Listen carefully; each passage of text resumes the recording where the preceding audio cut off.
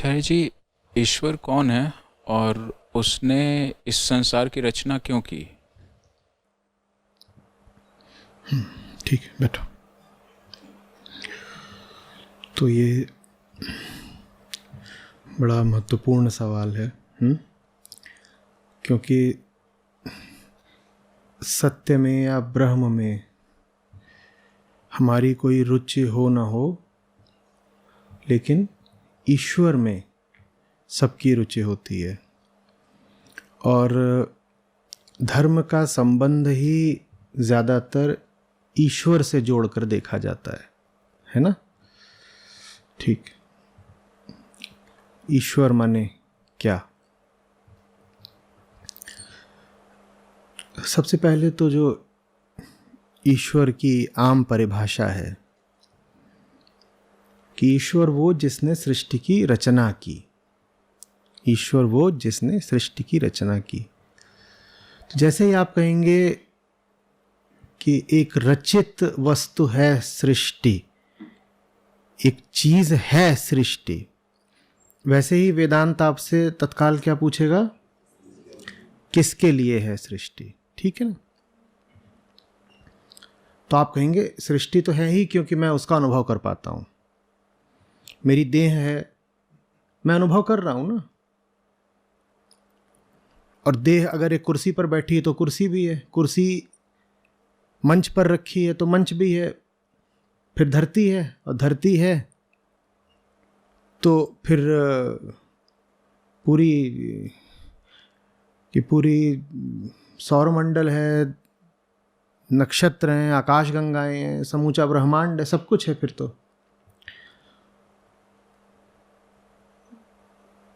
तो ईश्वर का संबंध फिर सीधे सीधे हो गया ये जो देख रहा है सृष्टि को और जो दिख रही है सृष्टि, इन दोनों से।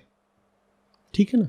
क्योंकि जब हम ईश्वर का पारिभाषिक गुण ही ये बता रहे हैं कि वो है सृष्टि का रचनाकार,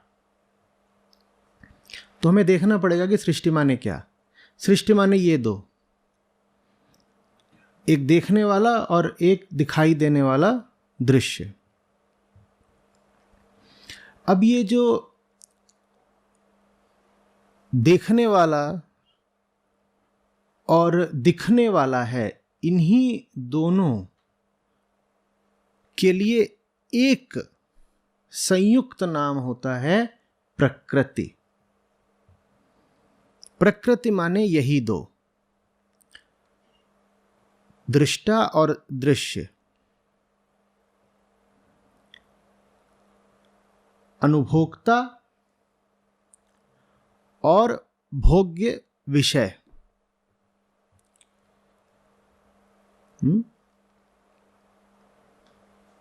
इन दोनों के लिए एक नाम है प्रकृति। अब प्रकृति में जो एकमात्र नियम चलता है वो चलता है कारणता का, कॉजेशन का। ऐसे कि गेंद ऊपर जाती है तो नीचे आती है, नीचे यूं ही नहीं आ गई, पहले ऊपर गई थी इसलिए नीचे आ रही है। ठीक है? मेज पर हाथ मारूंगा तो आवाज होगी, आवाज यूं ही नहीं हो गई, उसके पीछे एक कारण था। तो प्रकृति का संचालक कोई नहीं है, प्रकृति को चलाने वाला कोई नहीं है। प्रकृति को चलाने वाला तो बस कर्मफल का नियम है, कारणता। उसके अलावा कुछ नहीं है जो प्रकृति को चलाता हो। और हम कहते हैं ईश्वर प्रकृति को रचता है और चलाता है। जहां तक रचने की बात है, कोई वस्तु है नहीं जिसे रचा गया हो, एक प्रक्षेपित छवि है जिसके मूल में दृष्टा बैठा हुआ है। तो अगर आप बिल्कुल खरी बात कहना चाहेंगे तो आप कहेंगे कि जो ये दृश्य सृष्टि है, इसको रचने वाला तो दृष्टा ही है। तो रचनाकार का किस्सा तो यहीं खत्म हो गया। आपने रचा है और इसी कारण सबके जगत अलग अलग होते हैं, दोनों तरीके से अलग होते हैं, तथ्य के तरीके से भी और अर्थ के तरीके से भी। अगर किसी एक ने ही रचा होता तो एक ही चीज होती ना जो रचित है, पर नहीं, सबके जगत अलग अलग होते हैं। हम अभी बात कर रहे थे कल ही कि मैं जो कह रहा हूं, मैं आपसे कहूं कि लिखिएगा कि मैंने क्या कहा, तो आप सब अलग अलग बातें लिखेंगे। और इतना ही नहीं, अगर अभी यहां पर मनुष्यों के अलावा अन्य प्रजाति के जीव ले आए जाएं, तो उन्होंने तथ्य के तौर पर भी बहुत कुछ ऐसा सुना होगा जो आपने नहीं सुना।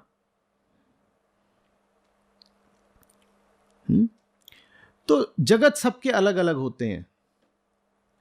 पहली बात तो यह कि अगर यहां पर दूसरे जीव हों तो उनके तथ्य ही दूसरे होंगे, और अगर दूसरे नहीं भी जीव हैं, सिर्फ एक ही प्रजाति, मनुष्य प्रजाति के जीव भी यहां बैठे हैं, तो मैं जो बात कह रहा हूं उसके अर्थ सबने अलग अलग निकाले होंगे। तो हम अपने अनुसार, जैसे हम बने बैठे, हम अपने अनुसार तथ्य और अर्थ दोनों की रचना करते हैं। इसमें ईश्वर का क्या काम?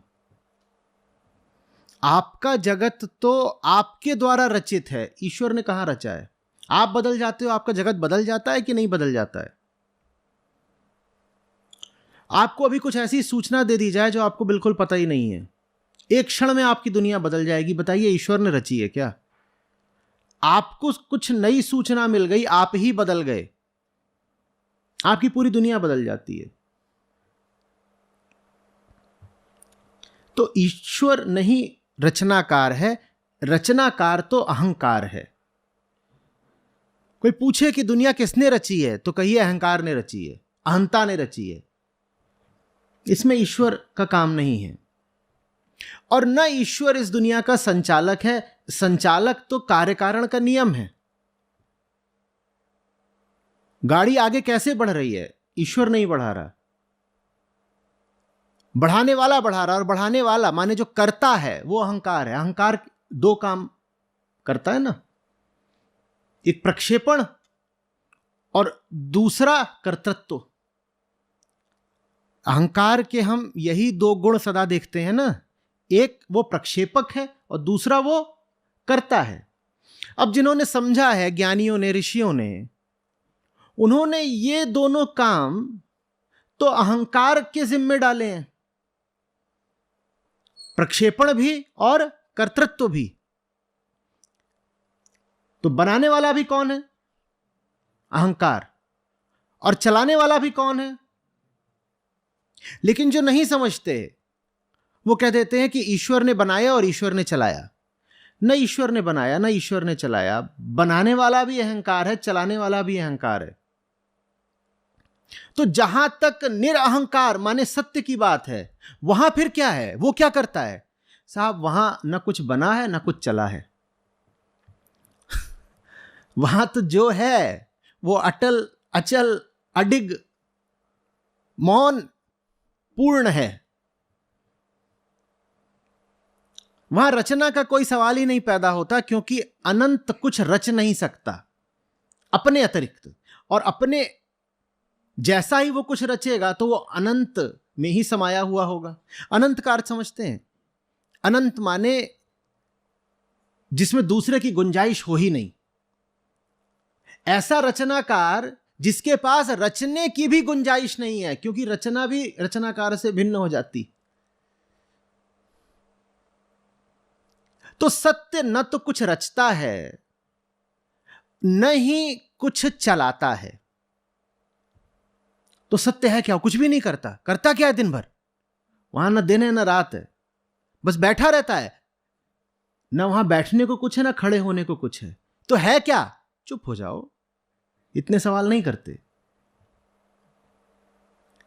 सत्य का काम न बनाना है न चलाना है। पर हमारी बहुत रुचि रहती है कि बनाया किसने, चला कौन रहा है। और ईश्वर के मत्थे यही दो चीजें तो हम डालते हैं, हे सृजनहार, हे रचनाकार, ऐसे ही तो संबोधित करते हैं ना। क्यों करते हैं उसका मनोवैज्ञानिक कारण समझिए। हमारे लिए बड़ा जरूरी है, हमारी विवशता है मानना कि दुनिया है, क्योंकि नहीं मानेंगे कि दुनिया है तो कैसे मानेंगे कि हम हैं। और जैसे ही बात आती है अपने अंत की, और आपका अंत ही आपका सत्य है, जैसे ही बात आती है अपनी समाप्ति की, वैसे ही छक्के छूट जाते हैं हमारे। हमारे लिए एक चीज माननी बहुत जरूरी है कि हम हैं, हम हैं। ईश्वर की उत्पत्ति कहां से हो रही है समझिएगा। हम डरे हुए लोग हैं और हम भ्रमित लोग हैं। हमारे लिए बहुत जरूरी है मानना कि हम हैं। अहम है तो पूरी दुनिया को होना पड़ेगा। अभी आरंभ में ही कहा था ना मैंने, हम हैं तो इस कुर्सी को होना पड़ेगा, कुर्सी है तो मंच को होना पड़ेगा, मंच है तो पृथ्वी को होना पड़ेगा, पृथ्वी है तो अन्य ग्रहों को भी होना पड़ेगा, सूर्य को होना पड़ेगा, चांद को होना पड़ेगा, फिर पूरे ब्रह्मांड को होना पड़ेगा। माने मेरे होने के लिए यह आवश्यक हो जाता है कि मैं मानूं। इसी को कहते हैं कि एक झूठ के पीछे 100 झूठ बोलने पड़ते हैं। मूल झूठ क्या है? मैं हूं। मानेंगे नहीं कि हम हैं ही नहीं। बुद्ध समझा समझा के थक गए। अरे तुम नहीं हो बाबा। जिसको तुम अपनी हस्ती, अपना अस्तित्व कहते हो, वो अनस्तित्व है। जिसको तुम कहते हो मैं हूं, वो तुम्हारा न होना है। और जिसको तुम आत्मा बोल देते हो, उसमें आत्मा जैसा कुछ नहीं हो, अहंकार मात्र। तो बुद्ध अहंकार भी नहीं बोलते, वो कहते हैं जिसको तुम आत्मा बोल रहे हो वो वास्तव में अनात्मा है। वो आए, जो उनको करना था करा उन्होंने, कई दशकों तक बोलते रहे। फिर उनके पीछे बौद्ध विचारकों की और बुद्धिजीवियों की पूरी श्रृंखला चली, लेकिन हमें नहीं समझ में आता। हमें नहीं समझ में आता। हम कहते हैं मैं तो, अब मैं हूं तो पूरी दुनिया को होना पड़ेगा। और फिर बड़ा मासूम सा चेहरा बना के हम सवाल करते हैं, अच्छा जी पूरी दुनिया बनाई किसने? अच्छा जी सूरज को उगाता कौन है? चांद को घुमाता कौन है? किसी ज्ञानी के पास जाओगे वो कहेगा सूरज है कहां? तुम्हारा सूरज है, तुम जानो। तो अगर कोई सच्चा उत्तर पूछ रहे हो, ये उत्तर तुम्हें अचंभित कर जाएगा, तुम स्वीकार नहीं करोगे, पर सच्चा उत्तर पूछ रहे हो कि सूरज को कौन उगाता है, तो एक ही उत्तर है, तुम ही उगाते हो। तुम्हारा अहंकार। तो सूरज को बनाया भी तुम ही ने और सूरज को चलाया भी तुम ही ने। इस समस्त ब्रह्मांड के रचयिता भी तुम हो और कर्ता धर्ता भी तुम ही हो, और यहां कोई नहीं शक्ति है। अब उसमें समस्या क्या आ जाती है? समस्या ये आ जाती है, मैं मनोवैज्ञानिक विश्लेषण कर रहा हूं कि हमारे लिए ईश्वर नाम की सत्ता आवश्यक क्यों हो जाती है। समस्या ये आ जाती है कि हम इतने बेहोश लोग ही हैं कि हमें पता ही नहीं है कि हम क्या कर रहे हैं, क्या नहीं कर रहे हैं। कर हम ही रहे हैं पर हमें पता नहीं है हम क्या कर रहे हैं। जैसे कोई नशे में चूर, वो बहुत कुछ कर गया हो पर उसको पता तो है नहीं वो क्या कर रहा है। तो फिर सुबह उठता है अगली रात भर धुत रहने के बाद, पूछता है अरे ये सब किया किसने? अब कोई अगर बोल दे कि तेरी करतूत है तो उसको बड़ी लाज आनी है। तो हमें फिर एक दूसरी शक्ति चाहिए होती है जिसके मत्थे हम अपनी सारी करतूतें मढ़ दें। करा हमने है, पर हमारे जिस भाग ने करा है हम उससे सर्वथा अनभिज्ञ हैं। हम अपने मन को नहीं जानते, मन की गहराइयों को नहीं जानते, हम अपने आप को बस सतह सतह पर जानते हैं। उसके नीचे नीचे हम क्या कर रहे हैं हमें अपना कुछ पता नहीं। तो वो सब कुछ जो हम ही ने करा है हम उसकी जिम्मेदारी लेने को तैयार नहीं होते। हम कहते हैं मैंने नहीं करा, किसी और ने करा होगा। अब किसने करा? पड़ोसी ने करा, पड़ोसी भी मना कर देगा। चाचा ने करा होगा, वो भी मना कर देंगे। तो चची ने करा, चची तन्ना गई है, मैंने तो नहीं करा। तो किसने करा? किसने करा? तो किसी ऐसे की बात करनी बहुत जरूरी है जो बेचारा आ ही नहीं सकता अपनी सफाई देने। किसी ऐसे की कल्पना करनी बहुत जरूरी है जो कभी आके बोल ही ना सकता हो कि माफ करिएगा जज साहब, मैं बेगुनाह हूं, ये मेरे ऊपर मनगढ़ंत आरोप डाले जा रहे हैं। तो हमने ऐसे एक चरित्र की रचना करी और उसको क्या नाम दिया? ईश्वर। कह रहे उसने करा, उसने करा। एक से एक घटिया तरीके के हम काम करते हैं जिंदगी में, और घटिया माने यही नहीं जानबूझ के करे, बेहोशी में करे, और जब परिणाम आता है तो कहते जैसी ईश्वर की मर्जी। जैसी ईश्वर की मर्जी। Oh my God, oh my God. ये सारे वक्तव्य हमारी बेहोशी के प्रतीक हैं। सब तुम खुद कर रहे हो, लेकिन जिम्मेदारी लेना नहीं चाहते, ले सकते ही नहीं, क्योंकि पता ही नहीं है कि खुद कर रहे हैं। उतना गहरा आत्मज्ञान हमें होता ही नहीं कि हम कह सकें कि हम ही कर रहे हैं। तो फिर स्वयं से अलग एक शक्ति की हम कल्पना करते हैं कि कोई तो शक्ति है ना जो समूचे ब्रह्मांड को चला रही है। आप जाइएगा ऋषि उद्दालक के पास या अष्टावक्र के पास, वो मुस्कुरा के कहेंगे तुम चला रहे हो, और आपको यकीन ही नहीं आएगा। आप कहेंगे माने क्या बोल रहे हो, इतना बड़ा सूरज है उसको मैं चलाता हूं। देखिए पागल हो गया आदमी, कह रहा है सूरज को मैं चलाता हूं। कर मैं छोटा सा आदमी हूं, आप बोल रहे हो ये जितने सौर मंडल हैं और आकाश गंगाएं हैं और ये सब है मैं कर रहा हूं। धीरे से मुस्कुराएंगे ऋषि, कहेंगे हाँ बेटा तुम ही कर रहे हो, बस तुम जानते नहीं हो कि तुम कर रहे हो। तुम जानते ही होते तो तुम्हारा करना कब का थम गया होता ना। अच्छा, तो सूरज को मैं चला रहा हूं, और ये मेरा भाई है लक्खू, सूरज को ये भी चला रहा है, माने गाड़ी एक और ड्राइवर दो, ऐसे कैसे हो गया बताइए? ऋषि बस मुस्कुरा के इतने ही कहेंगे अभी तुम्हारा समय नहीं आया है, जब समय आ जाएगा तो ये मूर्खता के सवाल करने बंद कर दोगे। कहेंगे नहीं नहीं आप बताइए ना, दुनिया में 800 करोड़ लोग हैं और आप कह रहे हैं सूरज को मैं चला रहा हूं, तो ये बाकी सब क्या बेरोजगार बैठे हैं? बारी बारी सबको चलाना चाहिए ना सूरज को, मैं ही क्यों चलाऊं? तो ऋषि कहेंगे तुम माने लक्खू का भाई नहीं।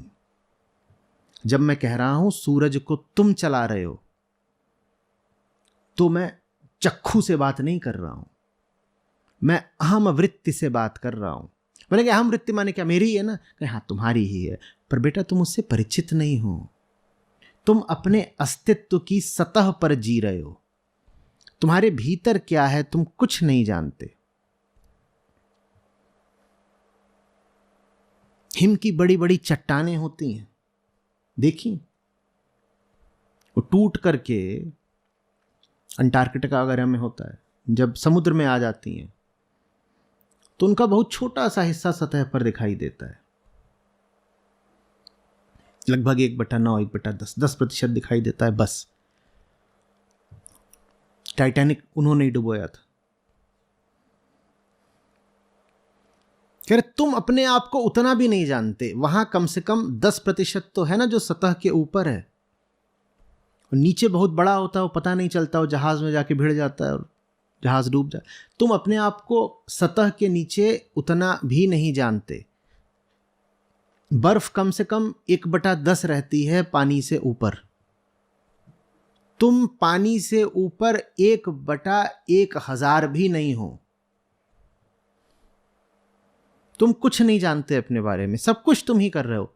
नहीं हो सकता है हम ना जानते हो अपने बारे में, देखिए हमें आपकी बात ठीक लग रही है ऋषि महोदय, लेकिन ये तो बताइए कि ये सब जो बाकी लोग हैं इनका क्या है?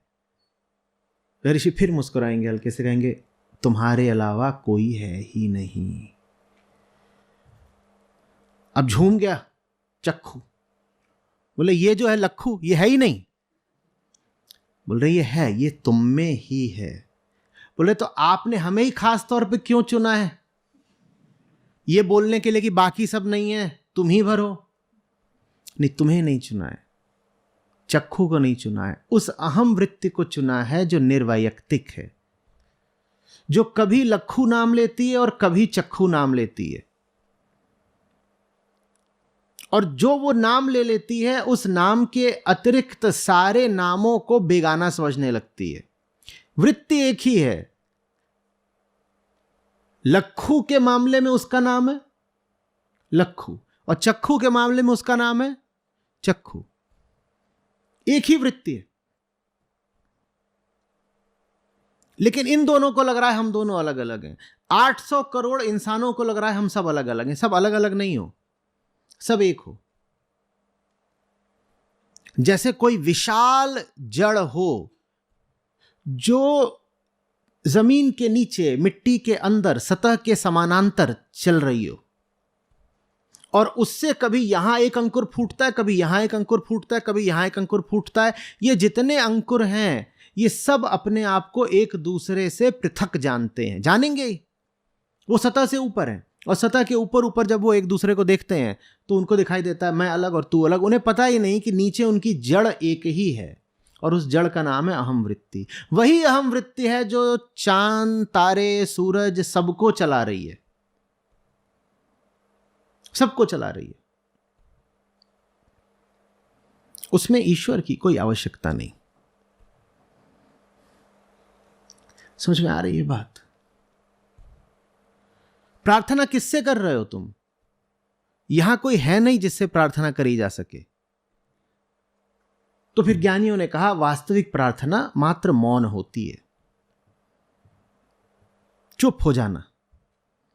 ये तो छोड़ दो कि प्रार्थना में किसी दूसरे से कुछ मांगा जाता है। वास्तविक प्रार्थना में तो अपने होने को भी समाप्त कर दिया जाता है। आम आदमी प्रार्थना के नाम पर जो करता है वो प्रार्थना का विपरीत है। प्रार्थना में किसी दूसरे की हस्ती को तो छोड़िए, अपनी हस्ती को भी मिटा दिया जाता है। और आम आदमी जब प्रार्थना करता है तो कहता है सुनो तुम, मुझे ये चीज चाहिए। आपकी प्रार्थना का वक्तव्य यही होता है ना, सुनो हे ईश्वर, सुनो तुम, मुझे फलानी चीज चाहिए, मुझे फलानी कामना है। इस वक्तव्य में कितने आ गए? दो, तुम और मैं। ये क्या अनर्थ कर दिया? वास्तविक प्रार्थना में तो एक भी नहीं बचता, और आपकी प्रार्थना में दो दो खड़े हो जाते हैं। समझ में आ रही है बात? अब आके बढ़ाते हैं बात को और। तो हम कह रहे हैं कि प्रकृति ही फिर ये जो पूरा ब्रह्मांड है उसके लिए एक नाम है। प्रकृति ही ये जो पूरा ब्रह्मांड है उसके लिए एक नाम है। प्रकृति सत्य तो नहीं है, लेकिन प्रकृति वो है जिसमें यह जो जीव है, जीव ये पैदा होता है, हंसता है, खेलता है, खाता है, पीता है, रोता है, जीता है और मर भी जाता है। तो इस जीव के लिए तो आजीवन संपर्क रहता है प्रकृति मात्र से, ठीक? और इस जीव को अगर अपने झूठ से मुक्ति पानी है तो उसका भी रास्ता एक ही है, प्रकृति। मैं नहीं हूं, मैं अपने आप को समझता हूं मैं हूं, पर मैं नहीं हूं, यह भी अगर मुझे समझना है तो ये समझाने मुझे कोई अलौकिक शक्ति तो आएगी नहीं। ये बात भी मुझे जीवन से ही समझनी पड़ेगी। और जीवन माने प्रकृति, जीवन माने संबंध, जीवन माने वो सब जो आपको अनुभव होते हैं, वही तो जीवन है। तो भारत ने इसीलिए प्रकृति की पूजा करी और उसको देवी बोला। भारत ने प्रकृति की पूजा करी ये कह करके कि मुक्तिदायिनी भी प्रकृति ही है। किस अर्थ में? कि उसको जान लो तो वो मुक्ति दे देगी, जीवन को समझ लो तो जीवन से मुक्त हो जाओगे। जिन सब लोगों से, वस्तुओं से, विषयों से तुम्हारा संबंध है, उन विषयों को जान लो, अपने संबंध को जान लो, तो जीवन मुक्ति मिल जाती है। और जीवन मुक्ति ही अध्यात्म का उच्चतम आदर्श है। कुछ मूल बातें हैं, सबको पता होनी चाहिए। देखिए, भारत में, विशेषकर वेदांत में, धर्म का लक्ष्य स्वर्ग या सुख नहीं है। ये अच्छे से गांठ बांध लीजिए। धर्म और अध्यात्म इसलिए नहीं है कि उससे आपको स्वर्ग मिल जाएगा। ऐसा आदर्श बाहर बनाया गया है। अब ब्राह्मिक धाराओं में यह आदर्श चलता है कि अगर तुम इस दुनिया में अच्छी जिंदगी बिताओगे तो मरने के बाद स्वर्ग, हेवन या जन्नत पाओगे। भारत में ये सब नहीं है। अगर कोई भारतीय है, सनातनी है और स्वर्ग की बहुत बात कर रहा है तो वो फिर सनातनी है ही नहीं, वो किसी और धारा का होगा। कोई आपत्ति नहीं हमें, आप किसी भी धारा के हो सकते हैं। लेकिन अगर आपको स्वर्ग का लोभ है, आपको सुख की चाहत है, तो अपने आप को सनातनी मत कहिए, कुछ और कह दीजिए, बाकी और कोई बात नहीं। तो स्वर्ग धर्म का लक्ष्य नहीं, पहली बात। दूसरी बात, मृत्यु के बाद का मोक्ष भी धर्म का लक्ष्य नहीं। यह बात 99% सनातनियों को पता ही नहीं है। मरने के बाद कोई मोक्ष वगैरह मिल जाएगा और आप पुनर्जन्म के चक्र से मुक्त हो जाएंगे, यह भी अध्यात्म का लक्ष्य नहीं है। मरने के बाद वगैरह की बात वेदांत करता ही नहीं है। वेदांत का सरोकार इस जीवन और उसके दुख, उसके बंधन से है। कह रहा अभी जी रहे हो, अभी परेशान हो, मैं अभी की बात करूंगा, मरने की बात वगैरह की छोड़ो, इससे कोई लेना देना नहीं। तो लक्ष्य क्या है फिर अध्यात्म का? उसे कहते हैं जीवन मुक्ति। न स्वर्ग न मोक्ष, अपितु जीवन मुक्ति। जीवन मुक्ति और मोक्ष में क्या अर्थ है? मोक्ष एक अवधारणा है। मोक्ष को यदि आपको मानना है तो आपको पुनर्जन्म के सिद्धांत को मानना पड़ेगा। जीवन मुक्ति का अर्थ है अगले जन्म से कोई लेना देना नहीं, तुम जीते जी जीवन से मुक्त हो जाओ। और ये आखिरी बात है, इसके बाद कोई मोक्ष नहीं बचता, इसके बाद कोई स्वर्ग नहीं बचता।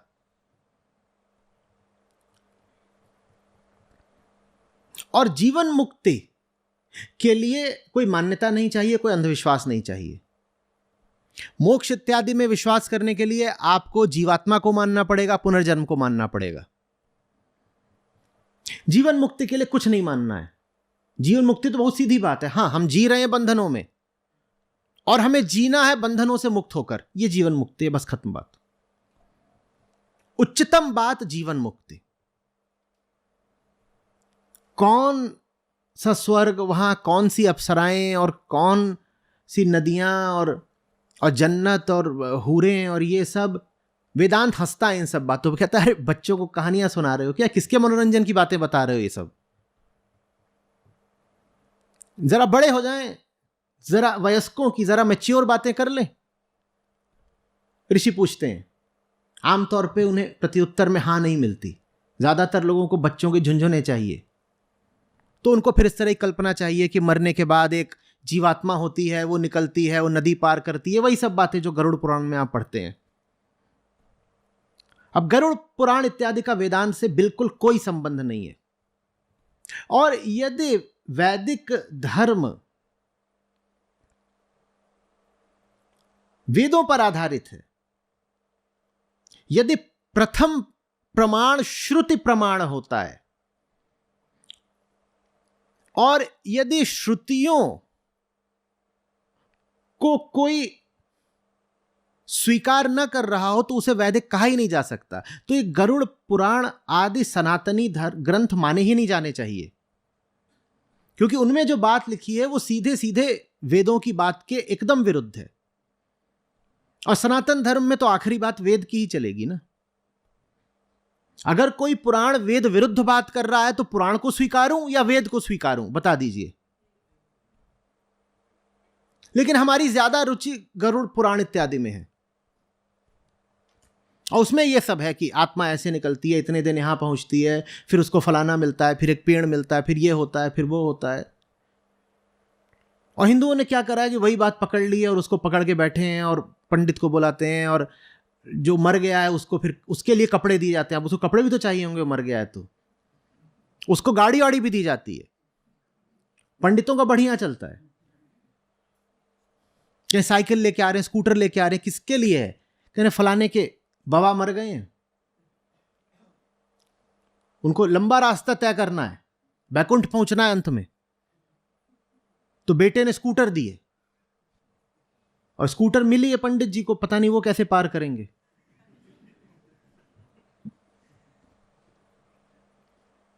जाड़े में मृत्यु हो जाए तो हीटर दिया जा रहा है कि ऊपर तो और ठंड होती होगी।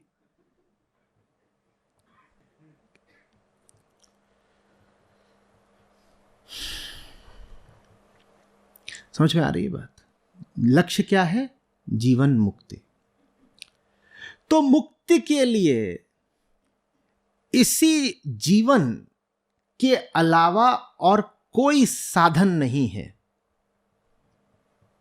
जीवन के ही अवलोकन के अलावा कोई तरीका नहीं है मुक्ति का। जिसमें फंस गए हो उसी को जानोगे तो आजाद हो पाओगे। जैसे चूहा चूहेदानी में फंस गया हो, और चूहेदानी में ही तो कोई रास्ता होगा ना बाहर निकलने का।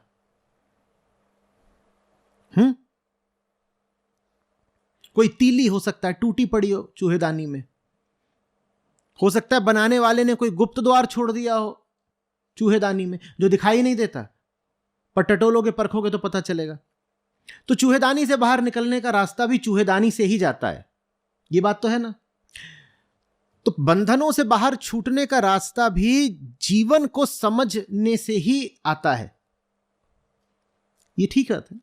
तो इसीलिए भारत ने प्रकृति की बड़ी पूजा करी और दोनों नाम दिए प्रकृति को, माया भी कहा और मुक्तिदायिनी देवी भी कहा। ये दोनों एक के ही नाम है। माया किसका नाम है? प्रकृति का ही नाम है। और मुक्तिदायिनी देवी किसका नाम है? वो भी प्रकृति का ही नाम है। ये जो पूरी शाक्त धारा है जिसमें देवी उपासना आती है, उसमें देवी दोनों तरह से पूजी जाती है। महामाया भी कहते हैं, महामां भी कहते हैं, जन्मदायिनी भी कहते हैं, मृत्युदायिनी भी कहते हैं और मुक्तिदायिनी भी कहते हैं। समझ में आ रही बात? तो यदि आपको मानना ही है कि ईश्वर कुछ है, तो कह दीजिए ईश्वर प्रकृति का ही एक नाम है। ईश्वर प्रकृति का ही एक नाम है, क्योंकि वो सारी बातें जो आप ईश्वर के लिए कहते हो, वो सारी बातें वास्तव में लागू प्रकृति पर होती हैं। आप कहते हो ना ईश्वर क्या है, आप दो नाम देते हो, बनाने वाला और चलाने वाला। ये बनाना और चलाना, ये दोनों काम हमने कहा अहंकार के हैं। और अहंकार किस में पाया जाता है? प्रकृति में। तो आपको अगर कहना ही है कि ईश्वर वो जो बनाता है चलाता है, तो कह दीजिए ईश्वर प्रकृति है। इससे थोड़ा आपको ढांढस बंधा रहेगा। नहीं तो लोगों को लगने लग जाता है कि ईश्वर को नहीं मानेंगे तो नास्तिक कहलाएंगे। नहीं, नास्तिक वो नहीं होता जो ईश्वर को नहीं माने। नास्तिक वो होता है जिसकी सत्य के प्रति कोई जिज्ञासा नहीं है। नास्तिकता की अपनी परिभाषा को थोड़ा ठीक करिए। जो सत्य के प्रति कोई आग्रह नहीं रखता वो होता है नास्तिक। 1000 में से 999 लोग, 999 कट्टर धार्मिक लोग गहरे नास्तिक होते हैं। अगर आपको 1000 लोग मिलेंगे जो अपने आप को बोलते हो कि हम धार्मिक ही नहीं हैं, हम कट्टर धार्मिक हैं, उन 1000 लोगों में से 999 गहरे नास्तिक होंगे। पूछिए क्यों, या बता ही दीजिए क्यों। क्योंकि उनके पास मान्यताएं, कल्पनाएं बहुत हैं, फलानी देवी, फलाना देवता, ऐसे ईश्वर, ये भगवान, लेकिन सत्य के को लेकर के उनमें कोई जिज्ञासा नहीं है। उन्हें ब्रह्म नहीं चाहिए, उन्हें स्वर्ग चाहिए। उनकी आस्था, उनकी लॉयल्टी मुक्ति के प्रति नहीं है। अपनी परंपरा, अपनी मान्यता, अपने सुख, अपने आग्रह, अपने पूर्वाग्रह, अपने दल, अपने समुदाय, अपने संप्रदाय के प्रति है। उन्हें सत्य नहीं चाहिए। तो सब नास्तिक ही होते हैं। आस्तिक सिर्फ वो होता है जो कहता है सब हटा दो, जो कुछ मेरा है मैं सब छोड़ने को तैयार हूं, मुझे बस सत्य चाहिए। मात्र वही आस्तिक है। तो ईश्वर को मानने न मानने से आस्तिकता का कोई संबंध नहीं। आप मानते रहिए ईश्वर को, आप घोर नास्तिक हैं। और बहुत संभव है कि आप गहरे आस्तिक हों, लेकिन आप कहते हो ईश्वर माने क्या, कुछ कुछ नहीं। और सच जानिएगा, आज तक जो गहरे आस्तिक हुए हैं वो सब वही रहे हैं जो ईश्वर के प्रश्न पर बस मुस्कुरा दिए हैं। वो कहते हैं हमें जो रिश्ता रखना है वो ब्रह्म से रखना है, आत्मा से रखना है, सत्य से रखना है। कभी हम उसको राम, कभी कृष्ण, कभी शिव का नाम दे देते हैं। बाकी ये सब किस्से कहानियों में हमारी कोई रुचि नहीं है। हम आस्तिक हैं। देखिए, आस्तिक शब्द में क्या है केंद्र में? अस्ति। अस्ति माने है, होना। और जो सचमुच है, मात्र प्रतीत नहीं होता कि है, बल्कि सचमुच है, उसको सत्य कहते हैं। बाकी सब वो है जो प्रतीत तो होता है कि है, भासित तो होता है कि है नहीं, उसको माया कहते हैं। तो आस्तिक वो है जो माया को काट कर बस उसकी पूजा करता हो, उससे प्रेम करता हो जो है, जो उसमें नहीं उलझा हुआ है, जो है नहीं, बस मन में चलता रहता है तो नहीं, बस मन में चलता रहता है। जो मन में उलझा हुआ है उसको ही नास्तिक कहते हैं। जो मन के उलझाव से हट करके सत्य को समर्पित है उसको आस्तिक कहते हैं। तो ईश्वर में यदि आप विश्वास नहीं करते हैं तो आप नास्तिक नहीं हो गए, और नहीं ईश्वर में विश्वास करने से आप आस्तिक हो गए। खैर हटाइए, हम जो भीतरी बड़ी नैतिक एक समस्या, चुनौती खड़ी हो जाती है कि कैसे ईश्वर को ना कर दूं, उसका एक सस्ता आपको समाधान बताई देता हूं।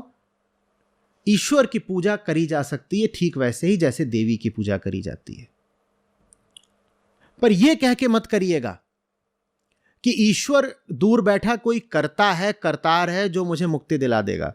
देवी की पूजा, देवी की उपासना का अर्थ होता है प्रकृति के निकट आना। देवी माने प्रकृति, उपासना माने पास आना। प्रकृति को निकट से जानना ही देवी की उपासना है। और यदि ईश्वर माने प्रकृति, तो ईश्वर की पूजा का भी फिर क्या अर्थ हुआ? जीवन को ध्यान से समझना, यह ईश्वर की पूजा है।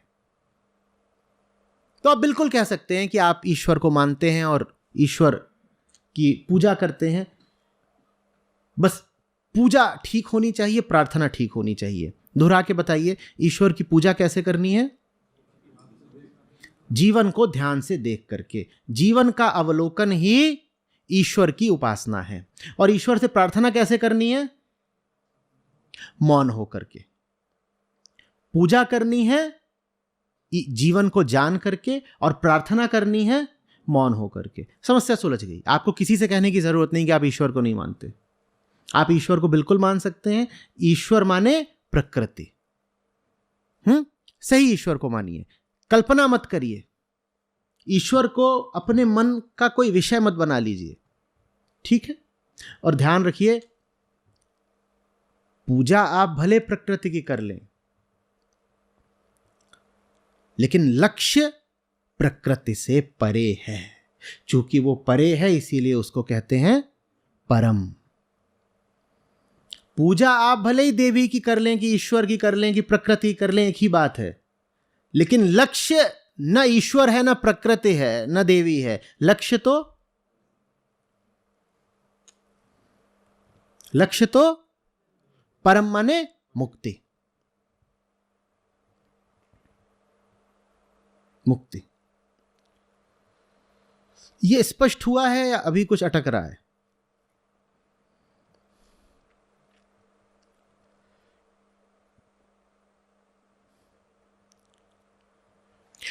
ईश्वर को लेके मैंने दो बातें बोली, बनाने वाला, चलाने वाला। कुतर्क मत करने लगेगा कि नहीं नहीं ईश्वर का एक काम और भी होता है, मिटाने वाला।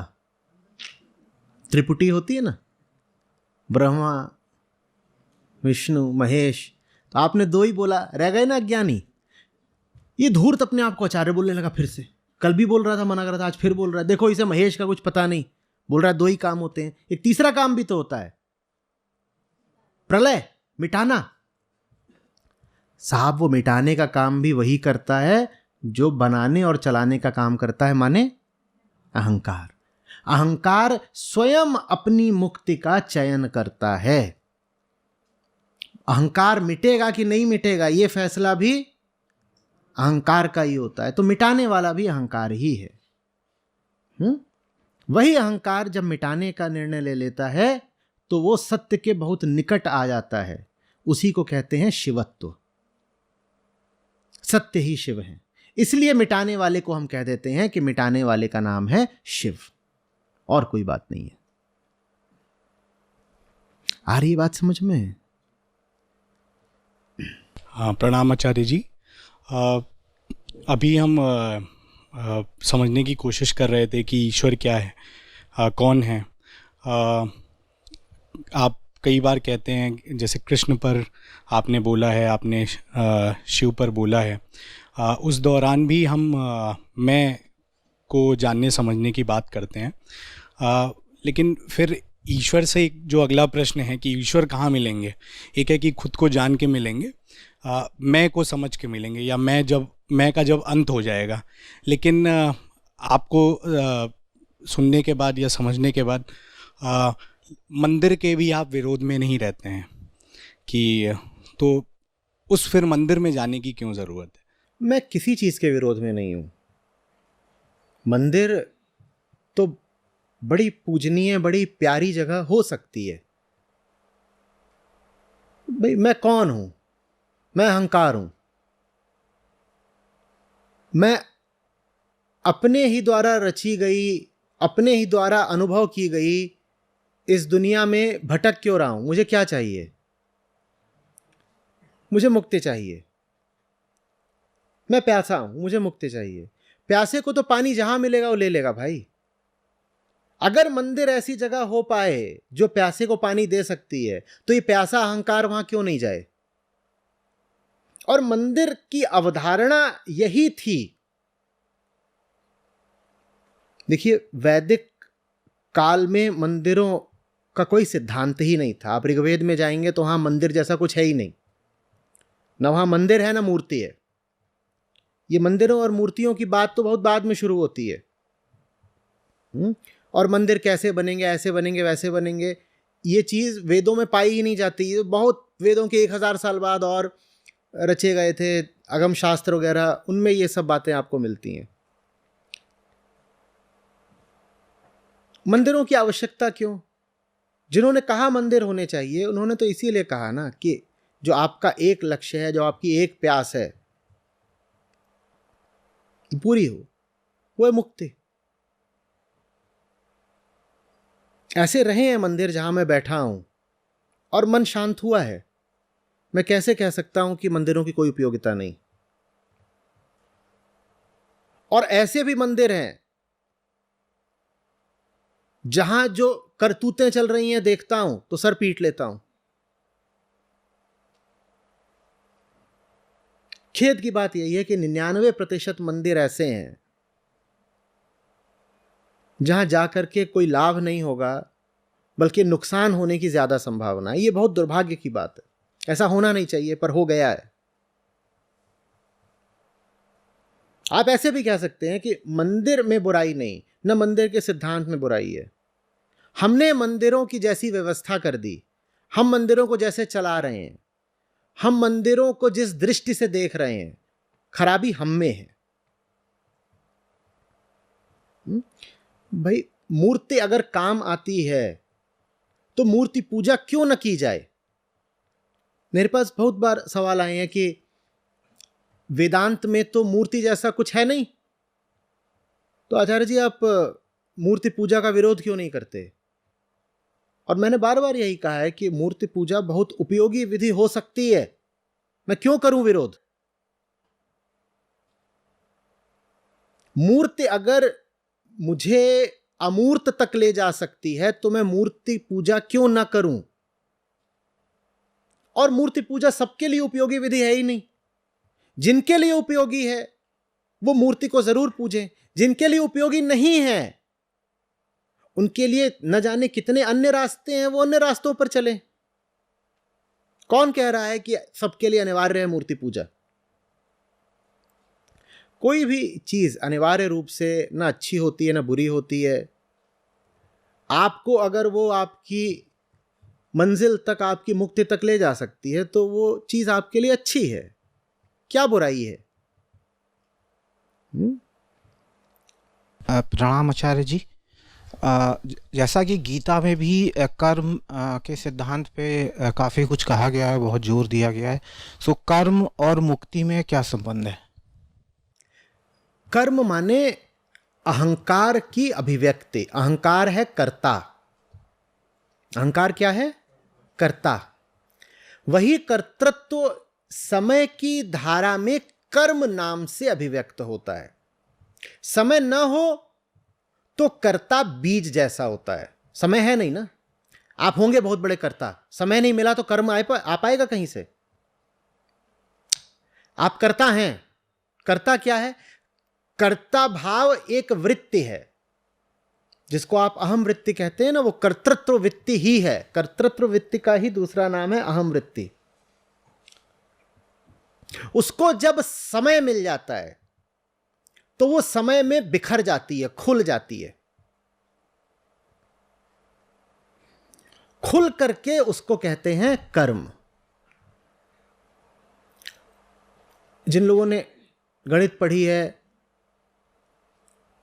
फूरियर ट्रांसफॉर्मेशन याद है?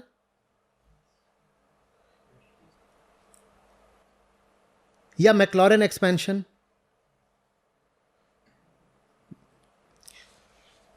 साइन एक्स का एक्सपेंशन हम करते हैं, याद है? क्या हो जाता है वो फिर? साइन एक्स इक्वल्स एक इनफाइनाइट सीरीज बन जाती है। बन जाती है ना?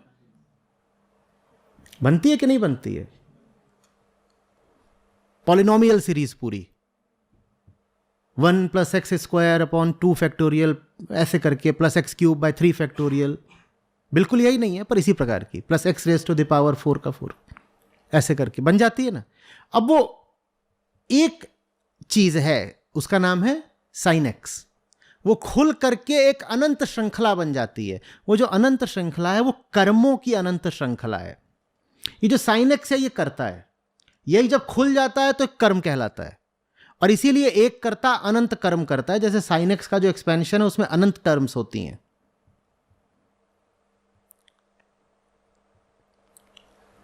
नहीं समझ में आया? नहीं आएगा। कर्ता बीज है, कर्म उस बीज से उठे वृक्ष की अनंत पत्तियां हैं। ये समझ में आ गया? कर्ता क्या है? बीज। और वही बीज जब अभिव्यक्ति लेता है तो उसमें अनंत पत्तियां जाती हैं। लेकिन अनंत पत्तियों के आने के लिए क्या चाहिए? समय। समय। कर्ता को जब समय मिल जाता है तो जो दिखाई देता है हमें उसे कहते हैं कर्म। ये आ रहा होगा समझ में? ठीक है, तो कर्म और कर्ता एक ही है। अब पूछा है कि कर्म और मुक्ति में क्या संबंध है? कर्ता अहम है, अहम को ही मुक्ति चाहिए। वो अन्य किसी तरीके से मुक्ति पा ही नहीं सकता, उसको कर्म से ही मुक्ति पानी पड़ेगी, पर एक बहुत विशेष तरीके के कर्म से। वो कर्म भी विशिष्ट होगा, उस कर्म का स्रोत माने बीज, उद्भव भी बहुत विशिष्ट होगा। अब हम चलते हैं श्री कृष्ण के पास। वो कहते हैं ऐसे कर्म को कहते हैं निष्काम कर्म, और उसके बीज को कहते हैं आत्मज्ञान। कर्ता को आत्मज्ञान चाहिए। जब कर्ता को आत्मज्ञान मिलता है तो उसका कर्म बदल करके निष्काम कर्म हो जाता है। अज्ञानी कर्ता सकाम कर्म। साथ चल रहे हैं? अज्ञानी कर्ता सकाम कर्म, आत्मज्ञानी कर्ता, अज्ञानी कर्ता सकाम कर्म, परिणाम भवचक्र। भवचक्र, भव माने होना, होना माने बंधन में होना, भव माने होना, होना माने बंधन में होना, बंधनों का चक्र। अज्ञानी कर्ता सकाम कर्म भवचक्र, आत्मज्ञानी कर्ता निष्काम कर्म मुक्ति। ये है। कर्ता को स्वयं से परिचित होना पड़ेगा। मैं करे ही जा रहा हूं या खुद को देख भी रहा हूं? मुझे अपना कुछ भी पता है क्या? जरा सा भी आत्मज्ञान, कुछ सेल्फ नॉलेज है? मेरा खोपड़ा मुझे कुछ बोलता है, मैं करने निकल पड़ता हूं, या पूछता भी हूं कि ये विचार आ कहां से गया। और मेरे विचार ऐसे कि थाली का बैंगन पल पल पलटते हैं। ऐसे ही हम होते हैं कि नहीं होते हैं? होते हैं नहीं होते हैं? अभी आपको प्यास लगने लगे या भूख लगने लगे, आपको मेरी बातें बेकार लगने लगेंगी, विचार आएगा नहीं इन बातों में कुछ रखा नहीं है, अभी जो सिद्धांत बताया वो खरा नहीं है। आपको पता ही नहीं है कि आपको ये जो विचार आया है वो सिर्फ इसलिए आया है कि पेट में अब गुड़गुड़ी हो रही है। हम चूंकि स्वयं को नहीं जानते, इसीलिए पेट की गुड़गुड़ को हमने सत्र के विरुद्ध ही आपत्ति बना लिया।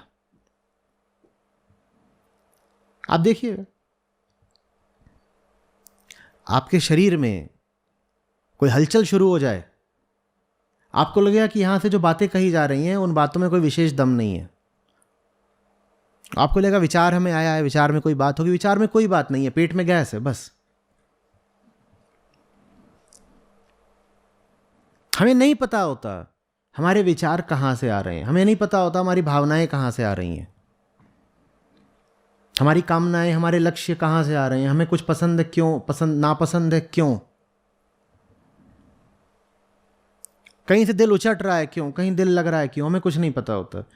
कर्ता को स्वयं को जानने से शुरुआत करनी पड़ेगी। खुशखबरी यह है कि स्वयं को जानना बहुत मुश्किल नहीं है, क्योंकि भीतर कोई ब्लैक बॉक्स नहीं है कि खोजना पड़ेगा, खोलना पड़ेगा, रीड करना पड़ेगा। अरे अरे अरे, खुला हुआ है कर्ता का सारा मामला। किसके रूप में? कर्मों के रूप में। सब कुछ पहले ही खुला हुआ है। कर्म को आप कह सकते हैं कर्ता डिकोडेड। कर्म क्या है? कर्ता डिकोडेड। सब खुला हुआ है, बस क्या देखना है फिर? अपने कर्मों को देखो। अपने कर्मों को देखना ही आत्मज्ञान की विधि है। इसी को आत्म अवलोकन कहते हैं। जब मैं कर्म कह रहा हूं तो उसमें विचार भी शामिल हैं, भावनाएं भी शामिल हैं, वृत्तियां, सब भीतरी आवेग सब शामिल है। जो कुछ भी चल रहा है अपनी दुनिया में, उसको देखना ही आत्मज्ञान है। और आपका आत्मज्ञान ठोस है कि नहीं, इसकी पहचान यह है कि यदि होगा आत्मज्ञान तो कर्म पलटकर बन जाएगा निष्काम कर्म। अगर निष्काम कर्म आपको दिखाई दे रहा है अपने जीवन में, तो आत्मज्ञान में भी कुछ दम है। नहीं तो आत्मज्ञान ऐसी खोखली ऊपरी बातें हैं। फिर समझ में आई बात? तो क्या कर्म के रास्ते मुक्ति मिलती है? बिल्कुल मिलती है। लेकिन जिस कर्म से मुक्ति मिलती है वो कर्म आप कर ही नहीं पाओगे अगर ज्ञान नहीं है। तो ले दे के मुक्ति किसके रास्ते मिली? ज्ञान के रास्ते मिली। कर्म के रास्ते मुक्ति निश्चित रूप से मिलती है, लेकिन वो कर्म होना चाहिए फिर निष्काम कर्म। और निष्काम कर्म संभव है मात्र आत्मज्ञान से। तो फिर मुक्ति किससे मिलती है? आत्मज्ञान से। और आत्मज्ञान की विधि क्या है? अपने कर्मों को बहुत निष्पक्ष होके, बहुत बेदर्द होके, बड़ी निर्ममता से देखो। ऐसे नहीं देखो कि मैंने किया है तो ठीक ही होगा ना, क्योंकि मैं अच्छा आदमी हूं। सब अपनी अपनी नजर में लगभग अच्छे ही आदमी होते हैं। 100% नहीं तो 80-90%। देखिए, थोड़ी बहुत खोट है, थोड़ी बहुत खोट है। खोट सब में थोड़ी बहुत ही है, और दुनिया पूरी तबाह हो गई। अगर आप सब में थोड़ी बहुत ही खोट होती तो दुनिया भी थोड़ी बहुत तबाह होनी चाहिए थी ना। थोड़ी बहुत खोट से दुनिया पूरी पूरी कैसे तबाह हो गई? नहीं। तो ऐसे नहीं देखना है अपने आप को कि मतलब हम हैं तो अच्छे ही होंगे। खेल वहां से शुरू होता है जहां आप कहते हैं हम अच्छे नहीं हैं। खेल आगे बढ़ता है जब आप कहते हैं हम बुरे हैं। खेल और आगे जब बढ़ता है तो आप कहते हैं हम हैं ही नहीं।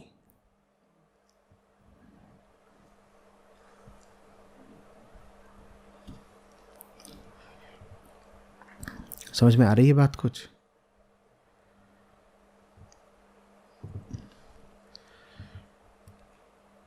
प्रणाम आचार्य जी। जैसे कि इस हम सब भी एक प्रकृति के एक छोटे से हिस्सा ही हैं और प्रकृति ही को ही हम ईश्वर मान रहे हैं। मैंने हिस्सा बोला या मैंने स्रोत बोला? आप प्रकृति के हिस्से हैं वास्तव में या प्रकृति के स्रोत हैं? माया तू न गई मेरे मन से। यहां बैठ के समझाता रहा, गला सूख गया, ये पीना पड़ रहा है। नहीं, जैसे कि हम एक मतलब फिजिक्स पढ़ रहे हैं, तो जहाँ तक हम इस सृष्टि को देख पा रहे हैं, ये तो मतलब बहुत हमारे सोच से भी परे है, मतलब इतनी बड़ी है। तो क्या और भी जैसे कि अरबों खरबों जो ग्रह हैं, क्या वहाँ पे भी ऐसा ही जीवन हो सकता है क्या? मतलब अगर हम इस प्रश्न का अभी की जो बातचीत हो रही है उससे कोई संबंध नहीं है। जो बातचीत हमने करी उसको समझिएगा, फिर पूछिएगा। सिर्फ अरबों खरबों ग्रह हैं, नहीं, मतलब जैसे कि हम ईश्वर हैं, तो क्या वहाँ भी ऐसे ही चीज़ें हैं या फिर या नहीं है? छोड़िए। नमस्ते सर। सर, जैसा कि मैंने समझा कि सारा कुछ अहम वृत्ति कर रही है, फिर ये अहम वृत्ति कहाँ से आई? इसको किसने क्रिएट किया? क्या बोला था कल मैंने? ये मानते ही नहीं है। हाँ भाई, नहीं है। खोजो। क्या खोजना है? 7वीं उंगली। कहाँ से आई वो? नहीं है। बट सर, माया का भी कोई स्टार्टिंग पॉइंट नहीं, अनादि है, सत्य भी अनादि है, फिर क्या डिफरेंस क्या हुआ सर? और माया के बारे में भी ज़्यादा कुछ नहीं बोल सकते हम, सत्य के बारे में तो मौन ही होता। तो फिर अंतर ये है कि माया का अंत होता है, सत्य का कोई अंत नहीं होता। माया को अनादि इसलिए बोलते हैं क्योंकि माया के आदि में जाना तुम्हें माया के अंत से दूर कर देता है। माया के आदि की, स्रोत की बात करोगे तो माया के अंत से दूर हो जाओगे, क्योंकि बात अभी भी किसकी कर रहे हो? और माया में और ब्रह्म में अंतर यह है कि अनादि तो दोनों हैं, पर दोनों अनंत नहीं हैं। माया का अंत होता है और उसी को कहते हैं मुक्ति।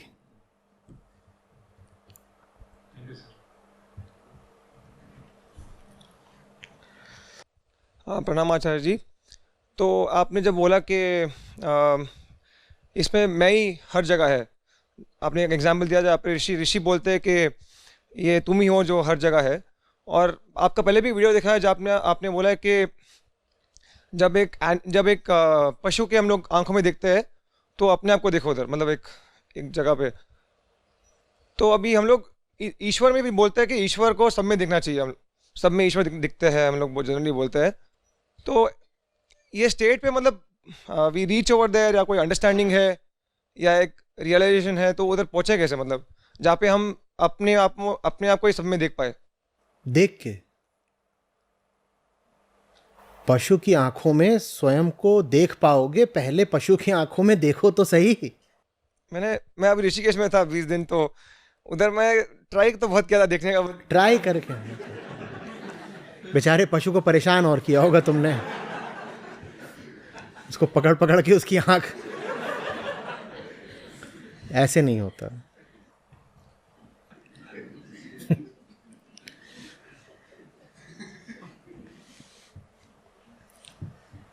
कृष्णमूर्ति कुछ बहुत सुंदर हमें शब्द दे गए हैं, फ्रेजेस, जिसमें से एक है पर्पसलेस ऑब्जर्वेशन।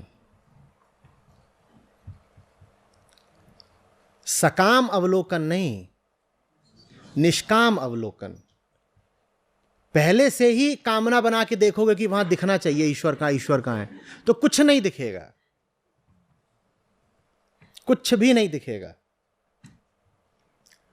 दिख भी जाएगा वही दिख जाएगा जो देखना चाहते हो, अधिक से अधिक इतना दिख जाएगा कि जो देखना चाहते थे वो देख लिया, जो है वो नहीं दिखेगा।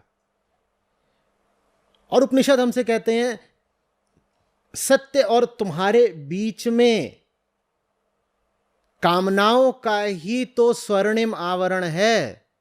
सब दिख जाए तुम्हें, सारी सच्चाई खुल जाए, कामनाएं गिराओ एक बार को पर्दा हटाओ, देखो दिखता है कि नहीं। तो पहले निष्काम हो के फिर ही कुछ। अब ये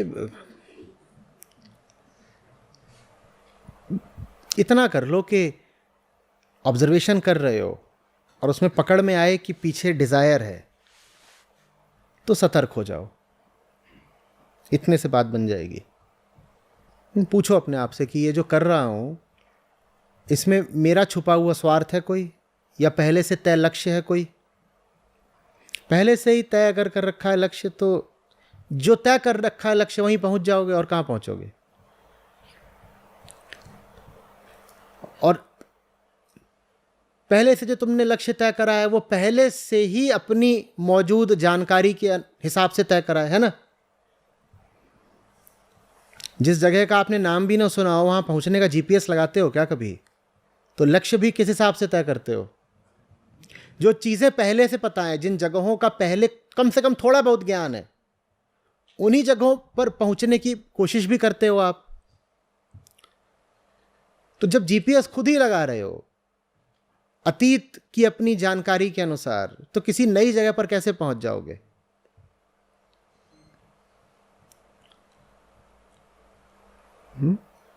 बस ये देख लिया करो कि मैं कुछ चाह रहा हूं क्या, कुछ चाह रहा हूं क्या। बहुत जोर से नहीं पूछा जाता ये सवाल, धीरे से। तो जब दूसरे में ईश्वर देखने की बात आती है, तब पर्पसलेस ऑब्जर्वेशन ही मतलब एक। नहीं, ईश्वर देखने की बात माने क्या क्या देखोगे ईश्वर कैसे? से बोलते हैं मतलब जैसे हम लोग नमस्ते भी करते हैं, तो फिर किसी दूसरे की जो मतलब अंदर जो ईश्वर है उनको ऐसे ऐसे करते हो? नहीं मतलब सचमुच? आपको सुन रहा हो तो मैं थोड़ा, बट वो कहीं ना कहीं मन में अभी भी है कि वो उनके मन में था जिन्होंने तुमको ये बात कही थी, तुम्हारे मन में कुछ नहीं है।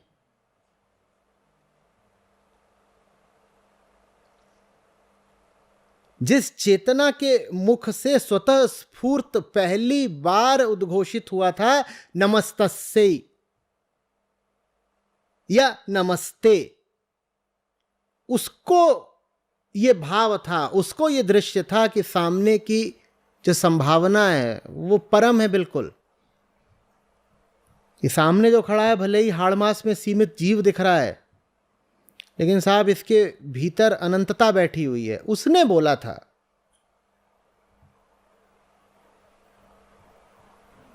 कि नमस्कार। आप तो ऐसे ही बोलते हो नमस्ते।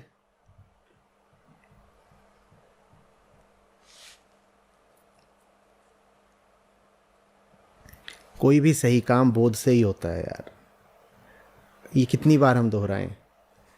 परंपरा थोड़ी काम आएगी कि अंकल जी को नमस्ते करो बेटा, उससे क्या हो जाएगा? अंकल जी को नमस्ते करने से वो अंकल जी में परम सत्य देखने लगेगा? 2.5 साल का छोटू,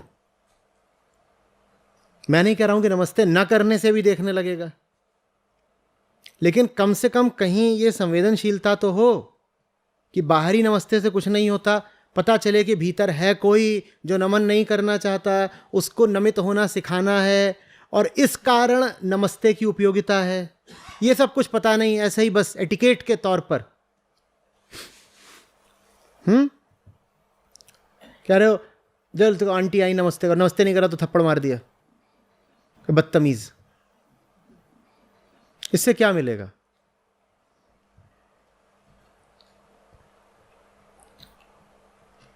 मशीन से हो जाते हैं बच्चे। घंटी बजी नहीं, घर का दरवाजा खुला नहीं कि अंकल नमस्ते।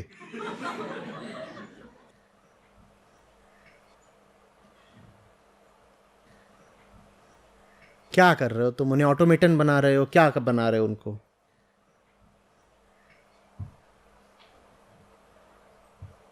फिर कह रहे हो अब अंकल की आंखों में ईश्वर देखना है। माने क्या देखना है? और जो तुम देखना चाहते हो उसके लिए तुमको हर तरीके की छवियां दे दी गई हैं, क्योंकि देखी तो छवि ही जाती है भाई। तो प्रजापति ब्रह्मा को देखना है, मिल जाएगा। विशाल पुष्प पर वो विराजे हुए हैं। लक्ष्मीपति विष्णु को देखना है, वो भी मिल जाएगा, क्षीर सागर पर शेषनाग के नीचे शयन कर रहे हैं। शंकर भगवान को देखना, वो भी मिल जाएगा। और उसके लिए साधना नहीं चाहिए, उसके लिए किसी साधारण चित्रों की दुकान पे चले जाओ, वहां मिल जाएगा। ऐसे ही वो एक बना देते हैं, कहते हैं ये कैलाश पर्वत है और ठीक उसकी चोटी पर वो बैठे हुए हैं। छवियां ही तो है तुम्हारे पास ईश्वर के नाम पर, सत्य कहाँ है? और ये कितने दुख की बात है कि अध्यात्म जिसको छवियों का भंजक होना चाहिए था, जिसका काम था मन को छवियों के पार ले जा करके मौन में स्थापित कर दे, उस अध्यात्म में छवियों का ही बोलबाला हो गया। छवियां ही छवियां, छवियां ही छवियां। एक आम हिंदू के पूजा घर में जाओ, कम से कम 10 से 15 वहां मूर्तियां होती हैं, और जहां मूर्तियां नहीं होती हैं उसने कैलेंडर से काट काट करके चिपका रखे होते हैं। 50, 60, 70 तरीके की छवियां। मैं छवियों का विरोधी नहीं हूं, मैं किसी चीज का विरोधी नहीं हूं। जो भी चीज काम आए हमें स्वीकार है, जो भी कुछ हमें मुक्ति की ओर ले जाए हम उसके पांव पड़ जाएंगे। तो मैं तो कहता हूं मूर्ति अगर मुक्ति की ओर ले जाती हो तो मूर्ति को निस्संदेह पूजो, पर आपने ये जो इतनी छवियां पकड़ रखी हैं वो आपको ले जा रही हैं क्या मुक्ति की ओर? इतनी बार समझाया, इतनी बार बोला, सनातन धर्म का लक्ष्य न स्वर्ग सुख है, न मरणोपरांत मोक्ष है। लक्ष्य क्या है? जीवन मुक्ति। जीवन मुक्ति, जीवित रहते, सांस लेते लेते जिंदगी से आजाद हो जाना, जीवन के बंधनों से, जीवन की मृग मरीचिका से मुक्त हो जाना, यह है सनातन धर्म का लक्ष्य। ये धर्म मात्र का लक्ष्य है। मैं ऐसे क्या बोल रहा हूं सनातन धर्म, जैसे मैं कोई सांप्रदायिक बात कर रहा हूं। धर्म मात्र का भी नहीं, ये जीव मात्र के जन्म का लक्ष्य है। कोई भी जीव कहीं भी जन्म ले रहा हो, आज कहीं और किसी देश में, किसी महाद्वीप में, सबका एक ही लक्ष्य है, यही बस, जीवन मुक्ति। और उसकी जगह आप धर्म के नाम पे न जाने क्या गुल खिला रहे हो। फिर कहते हो पशु की आंख में ईश्वर को देखना है। बड़ी विवशता आ जाती है मुझे, मैं उत्तर क्या दूं। ईश्वर और टीवी सीरियल होते हैं वो दिखा भी देंगे, वो ऐसे ऐसे जूम इन करेंगे, फिर उसकी आंख में, मान लो किसी पशु की आंख है, फिर वहां दिखा देंगे कि कमल दल पर ईश्वर विराजे हुए हैं, वरद हस्त की मुद्रा, ऐसे 1-2 देवियां, और पूरा सविस्तार दिखा दिया जाएगा स्क्रीन पर। और जैसे ही आप ये देखोगे आप तत्काल क्या करोगे? नमस्ते। क्यों? भगवान जी आ गए। ये क्या हम जिन ऋषियों के वंशज हैं, हमें जरा भी सम्मान नहीं उनके लिए। उन्होंने क्या हमें विरासत सौंपी थी और क्या हमने उसको बना दिया।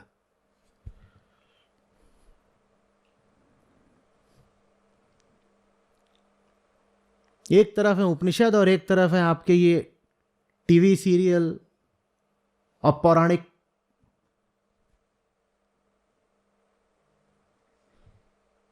क्या बना रहे हैं?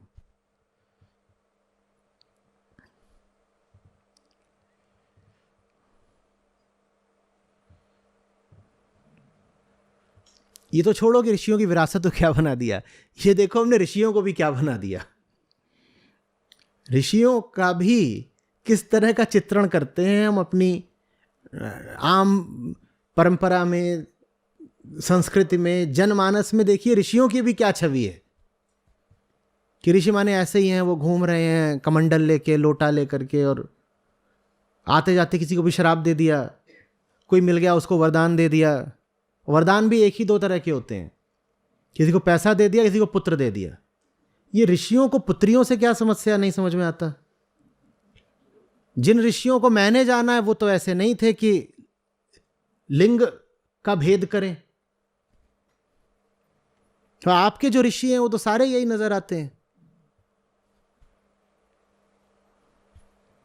तो हमें ऋषियों के लिए भी सम्मान नहीं, हमने ऋषियों का भी कैरिकेचर बना दिया बिल्कुल। और वही चल रहा है, उसी को धर्म बोलते हो। और कोई इस तरह के सड़े हुए धर्म में न रहे तो उसको नास्तिक बोल देते हो। अधिकांश लोग जो मुझे जानते हैं उनकी दृष्टि में मैं महान नास्तिक हूं। नास्तिक नहीं, महानास्तिक हूं। आक्षेप भी है ये देखो, ये नास्तिकाचार्य।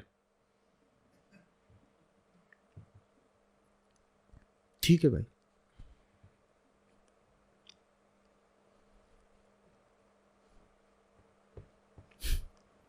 तुम्हारी मूढ़ता को अगर आस्तिकता कहते हैं तो मैं नास्तिक ही भला। लेकिन एक बात बताई देता हूं, अगर मैं नास्तिक हूं तो वशिष्ठ, वाल्मीकि, कृष्ण, याज्ञवल्क्य, अष्टावक्र, अरुणी, उद्दालक, जितने नाम गिन सकते हो ये सब नास्तिक थे मेरे बराबर के। तुम आस्तिक रहो। ये जो सड़कों पे तुम नाचकूद और हो हल्ला करते हो, तुम्हारे हिसाब से ये आस्तिकता है।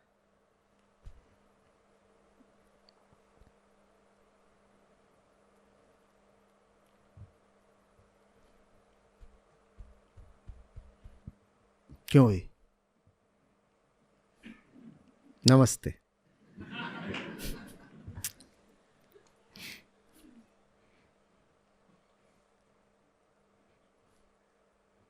Hello, sir. Firstly, I express my gratitude to you, sir, for everything what I've got through you. And I have two questions for you, sir. That is regarding Ishwar. Sir, can you please elaborate what do you mean by Ashirvad then? Because we all talk about Ishwar in terms of blessings and Ashirvad. If we are taught that blessings and Ashirvad, puja karo to Ashirvad milega, blessings milengi. So what exactly Ashirvad is, sir? When we say we are blessed, what exactly it is? What is Ashirvad, sir, according to you? मैं जहाँ से देख रहा हूँ मेरे सामने गीता जी रखी हुई हैं, ये कृष्ण का आशीर्वाद है। और हम आपस में ऐसे बात कर पा रहे हैं, ये चेतना का आशीर्वाद है।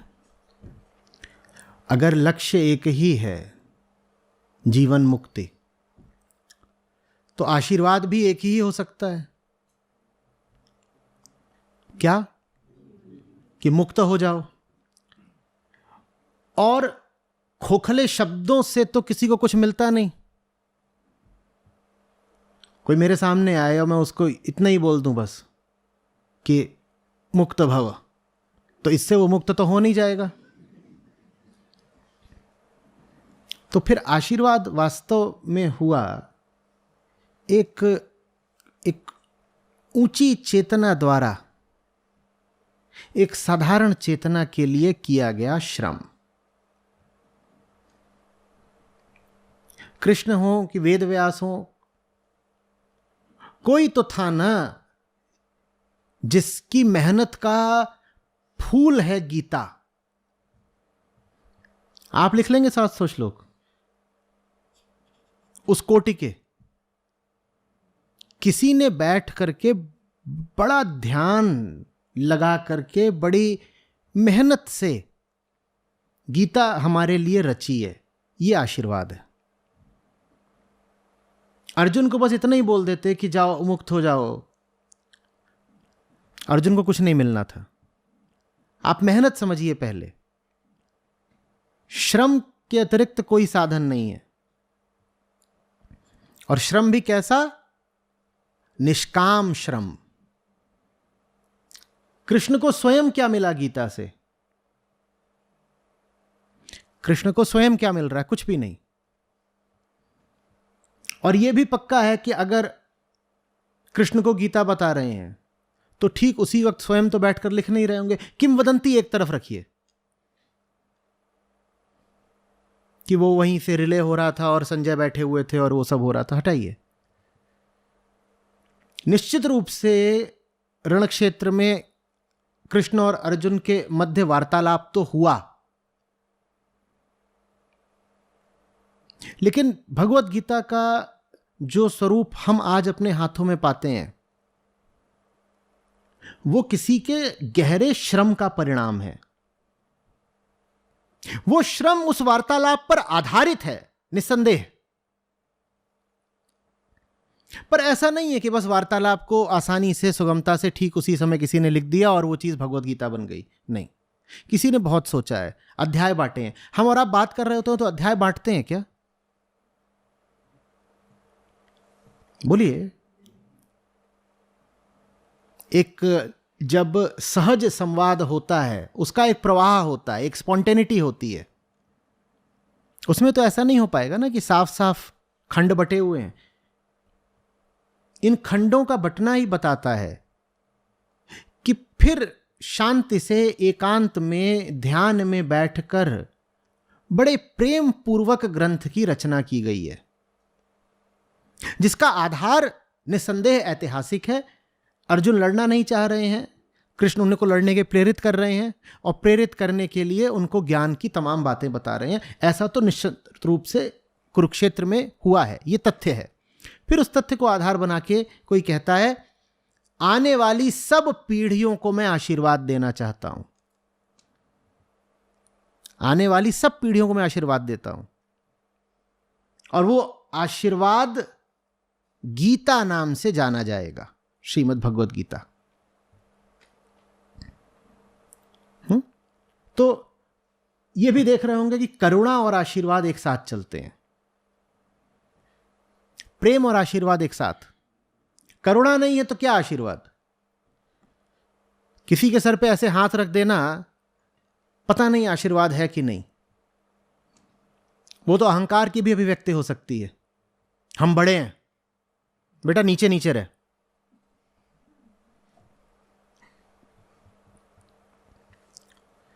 आशीर्वाद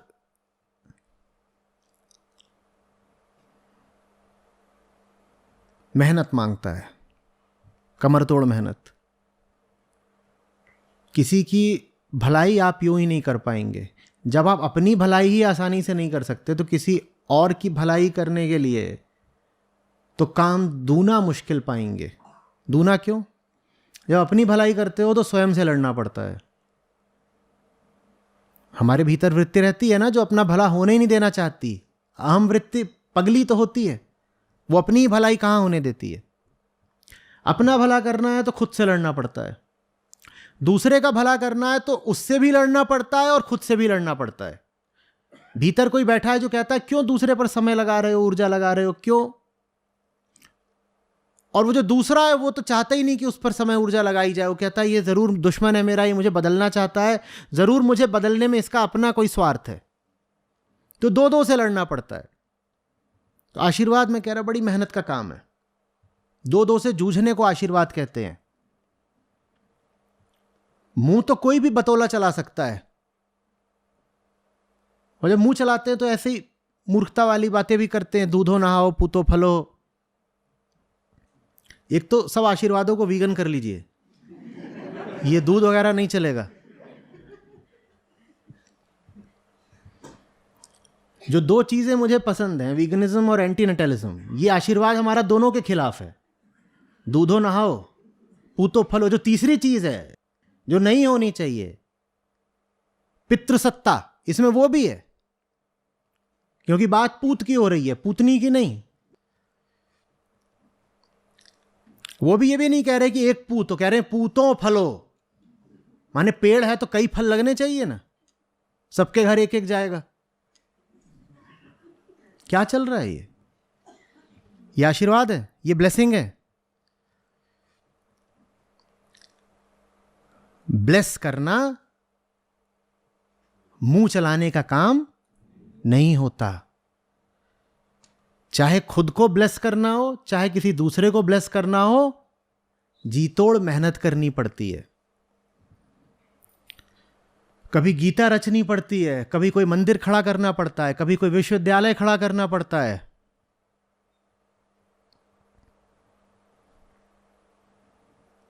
और जिनके लिए खड़ा करते हो भली भांति जानते हो तुम उनका कभी चेहरा भी नहीं देखने वाले। इसी को निष्कामता कहते हैं। आप जो करके जा रहे हो उसमें आपकी पूरी जिंदगी लग जाएगी, और जिनको उससे लाभ होगा आप कभी उनका चेहरा नहीं देखने वाले। आप जीवित ही नहीं रहोगे उनसे धन्यवाद पाने के लिए, फिर भी आप उनके लिए करके जा रहे हो। ये आशीर्वाद है।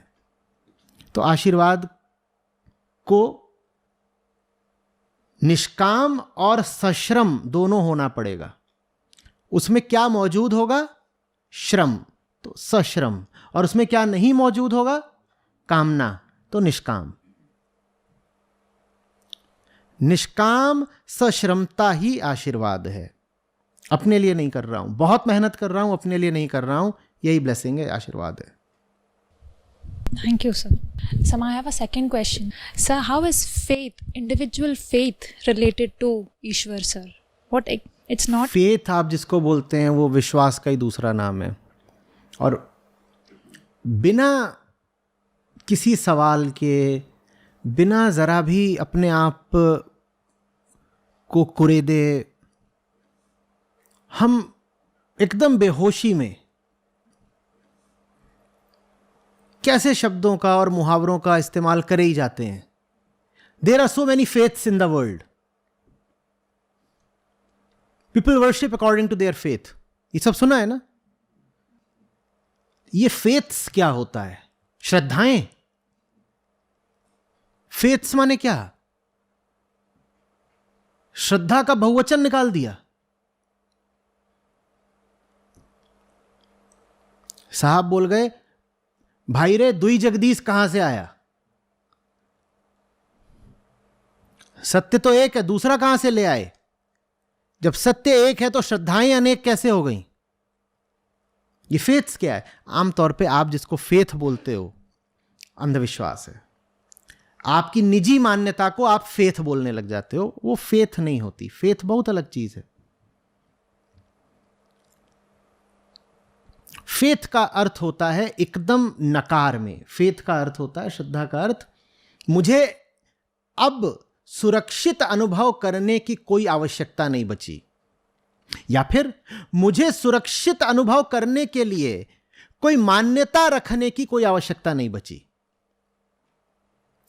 हमको मान्यता रखनी पड़ती है, क्योंकि मान्यता नहीं रखे तो हमें टांगे कांपने लगती हैं।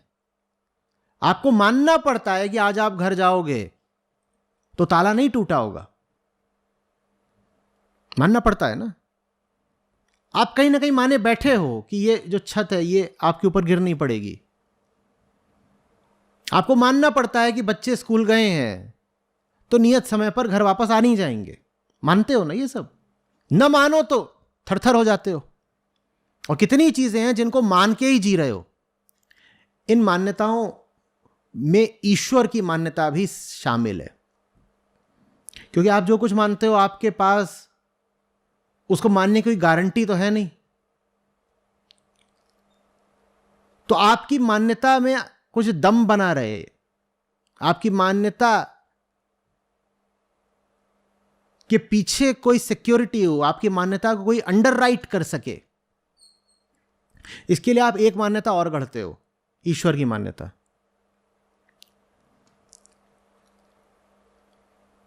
फेथ का अर्थ होता है मुझे अब किसी मान्यता की जरूरत ही नहीं है,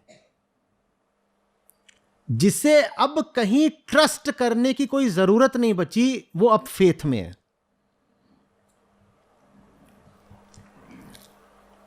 ये तीन अलग अलग चीजें हैं ना, बिलीफ, ट्रस्ट और फेथ। बिलीफ से भी नीचे और लाना है तो सुपरस्टिशन। सबसे निचले तल पर क्या होता है? सुपरस्टिशन, अंधविश्वास।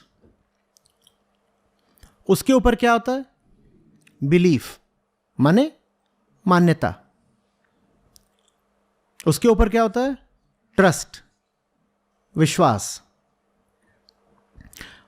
फेथ इन सबसे अलग है। फेथ माने श्रद्धा।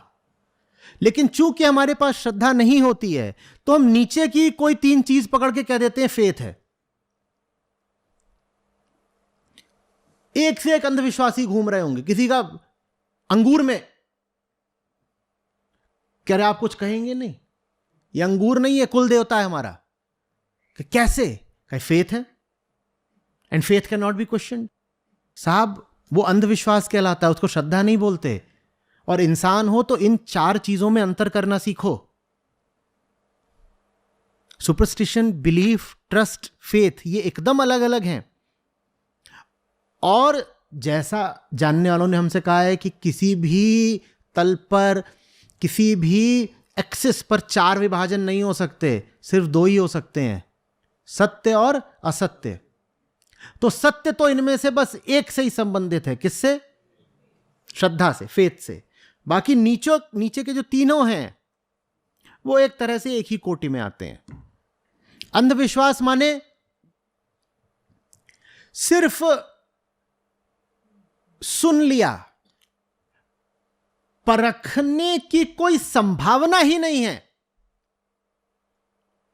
परखने की कोई संभावना ही नहीं है, तब भी मान लिया। ऐसी चीज को मान रहे हैं जिसे परखा जा ही नहीं सकता। उदाहरण के लिए, नारियल के पेड़ पे जिन्न बैठे हैं। यह नहीं कि आपने इसको परखा नहीं, ना आपने परखा, ना इसे परखा जा सकता है, फिर भी मान लिया। क्यों मान लिया? क्योंकि डरे हुए हैं। डरे ये हुए हैं कि अगर नहीं माना तो जिन्न मार देगा। जिन्न क्यों मार देगा? क्योंकि हमें बताया गया है कि जिन लोगों ने जिन्न को नहीं माना, जिन्न ने उन्हें मार दिया, तो हम भी मानेंगे और बहुत जोर से मानेंगे। इसे कहते हैं अंधविश्वास। जहां परखने की कोई संभावना ही ना हो, जहां वेरिफिकेशन संभव ही नहीं है, फिर भी माने चल रहे, उसको कहते हैं सुपरस्टिशन। बिलीफ किसको बोलते हैं? जहां परखा नहीं पर परखा जा सकता था। अंधविश्वास में क्या करा था? न परखा जा सकता, वो अंधविश्वास है। बिलीफ क्या है? परखा जा सकता है पर परखा नहीं। ऐसे बैठे हैं, परखने की क्या जरूरत है? परखने की जरूरत क्या है? हमें यकीन है, मैं नहीं परखूंगा क्योंकि मुझे तो विश्वास है। ये बिलीफ है। बिलीफ अंधविश्वास से ऊपर क्यों है? क्योंकि कम से कम परखा जा सकता है। हो सकता है जिंदगी आपको ऐसी ठोकर दे कि आप कहें कि चलो परख लेते हैं, फिर परखेंगे तो कम से कम राज खुलेगा। अंधविश्वास में तो परखने की गुंजाइश ही नहीं छोड़ी गई है।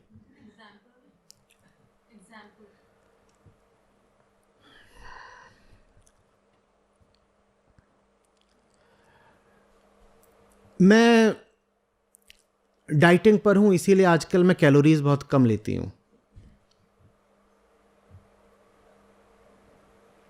वजन कम हो नहीं रहा। कैलोरी गिनी जा सकती थी कि नहीं? गिनी नहीं। उल्टे डॉक्टर के पास पहुंच गए, बोले जरूर मेरे मेटाबॉलिज्म में कोई समस्या है, मैं खाती कुछ नहीं हूं और वजन कम नहीं हो रहा बल्कि बढ़ ही रहा है। यह आपकी बिलीफ है ना कि आप कम खाती हैं, और इस बिलीफ को वेरीफाई करा जा सकता था। कैसे? दिन भर जो खाया है उसकी कैलोरी गिन लेते तो वेरीफाई हो जाता कि बेटा कहीं कम नहीं खाते। अपने आप को फालतू झूठ बोल रहे हो कि मैं तो कम खाती हूं, धनाधन खा रहे हो, फिर कह रहे हो मेटाबॉलिज्म खराब है इसलिए वजन नहीं कम हो रहा। यह बिलीफ है। जहां परखा जा सकता है लेकिन आपने परखा नहीं। ठीक, ट्रस्ट पर आते हैं। ट्रस्ट क्या है? जहां परख लिया लेकिन परखने पर 2 शर्तें लगा दी। पहला, खुद ने परखा, दूसरा कुछ बार परखा। एक सीमित प्रयोग करके असीमित निष्कर्ष निकाल लिया। प्रयोग क्या है? सीमित। मुझे 2 बार पैसे की जरूरत पड़ी, दोनों बार मुझे कहीं कहीं से मदद आ गई। कभी एक दोस्त ने कर दी, कभी दूसरे दोस्त ने कर दी, और मैंने उससे, ये सीमित एक प्रयोग है ना, कभी आपको जरूरत पड़ी थी और 2 लोगों से मदद आ गई, उससे आपने असीमित निष्कर्ष निकाल लिया। क्या? जब भी मुझे जरूरत पड़ेगी आसमान से मदद जरूर उतरेगी। ये ट्रस्ट है। इसमें कम से कम प्रयोग करा तो था, लेकिन प्रयोग का निष्कर्ष गलत निकाल लिया था। जो चीज 1-2 बार हुई आपने मान लिया था कि सदा होती रहेगी। जो चीज कभी किसी समय हुई आपने मान लिया था कि सदैव होती रहेगी। ठीक है ना? उसने मुझसे 3 साल पहले बोला था आई लव यू, मैंने क्या कंक्लूजन निकाला? वो आज भी मुझसे प्यार करता है। और इतना ही नहीं, हमें बड़ा इंडिग्नेशन होता है, बड़ी हमें ज्वाला उठती है जब हम पाएं कि अब नहीं करता। तूने बोला था ना 3 साल पहले आई लव यू, ये रिकॉर्डिंग देख, ये देखती कि तू है ना भाई। उसने बोला था, कब बोला था? 3 साल पहले बोला था। तुझसे किसने कहा था कि तू मान ले कि 3 साल बाद भी करेगा? नहीं, पर उसने बोला था लव यू फॉर एवर। यह भी उसने कब बोला था? उसका फॉर एवर भी कब था? 3 साल पहले का था। वो बंदा खुद फॉर एवर नहीं है, न तू फॉर एवर है। लव फॉर एवर कहां से आ गया? ये ट्रस्ट है, सीमित प्रयोग का असीमित निष्कर्ष निकालना। ठीक। अब श्रद्धा क्या है? श्रद्धा कहती है हटो यार, न लेना न देना, मगन रहना। यह श्रद्धा है। अंधविश्वास में भी किसी पर टिकते हो, कोई विषय होता है जिसका सहारा लेते हो ना, जिन्न मेरी मदद करेगा, यह अंधविश्वास है सब। फलानी देवी, फलाना कुछ, फलानी शक्ति, कुछ कोई विषय है। बिलीफ में भी किसी का सहारा लेते हो। मुझे यकीन है कि अब किसी विषय की बात करोगे, कोई ऑब्जेक्ट होगा। ट्रस्ट में भी कोई होता ही है। मेरे 2 दोस्त हैं, या कोई ईश्वर है जो विपत्ति के समय में आकर मेरी मदद कर देगा। वहां भी कोई है जिस पर आश्रित हो रहे हो। श्रद्धा में किसी पे नहीं आश्रित होते। कोई बोले मुझे भगवान पे श्रद्धा है, वो पागल है। भगवान पर अधिक से अधिक क्या हो सकता है? ट्रस्ट हो सकता है। श्रद्धा का कोई विषय नहीं होता। श्रद्धा का कोई विषय नहीं होता। Faith is purposeless, objectless, desireless. Faith ये नहीं कहती कि मेरे साथ कुछ बुरा नहीं होगा, मुझे भरोसा है, मुझे अपने भगवान पे भरोसा है, मेरे साथ कुछ बुरा नहीं होने देंगे, या मुझे अपने यार पर भरोसा है, या मुझे अपने बेटे पे भरोसा है कि वो मेरे साथ कुछ बुरा नहीं होने देगा। ये फेथ नहीं है। फेथ से पूछा जाता है अगर कुछ बुरा हो गया तेरे साथ तो फेथ क्या बोलती है? होने दे। फिर से पूछोगे कुछ बुरा हो गया तेरे साथ, तो फेथ क्या बोलती है? फेथ को रुचि ही नहीं है अच्छे में कि बुरे में। वो अपने आप में पूरी तरह पूर्ण और संतुष्ट। फिर ज्यादा उसे कुरेदोगे, अरे बता तो तेरे साथ कुछ बुरा हो गया तो फेथ क्या बोलती है? देख लेंगे। ये नहीं कि बुरा हो नहीं सकता, अच्छा भी हो सकता है, बुरा भी हो सकता है। अच्छा बुरा सब बाहर बाहर की बात है, हम पे कोई फर्क पड़ता नहीं है। इसे श्रद्धा कहते हैं। जो होगा हम उससे बड़े ही हैं। जो होगा वो प्रकृति के क्षेत्र में होगा, हम प्रकृति के बाप हैं। जो होगा जीवन में होगा, हम जीवन से मुक्त हैं। ये श्रद्धा है। श्रद्धा बिलबिलाती नहीं है, प्लीज प्लीज बचा लो।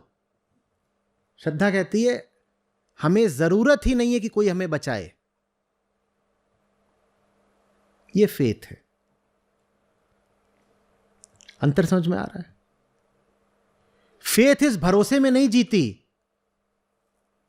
कि मेरे पास एक सपोर्ट सिस्टम है। फेथ कहती है सपोर्ट सिस्टम हो अच्छी बात, ना हो अच्छी बात, हमें कोई फर्क नहीं पड़ता। नहीं पड़ता। हम सोच ही नहीं रहे अच्छा होगा कि बुरा होगा। यह वो चीज है जो आपसे निष्काम कर्म करवा पाती है। श्रद्धा बगैर निष्काम कर्म नहीं हो सकता। श्रद्धा नहीं है तो आप बार बार पूछेंगे अभी 2 घंटे निष्काम कर्म करा, मिलेगा क्या?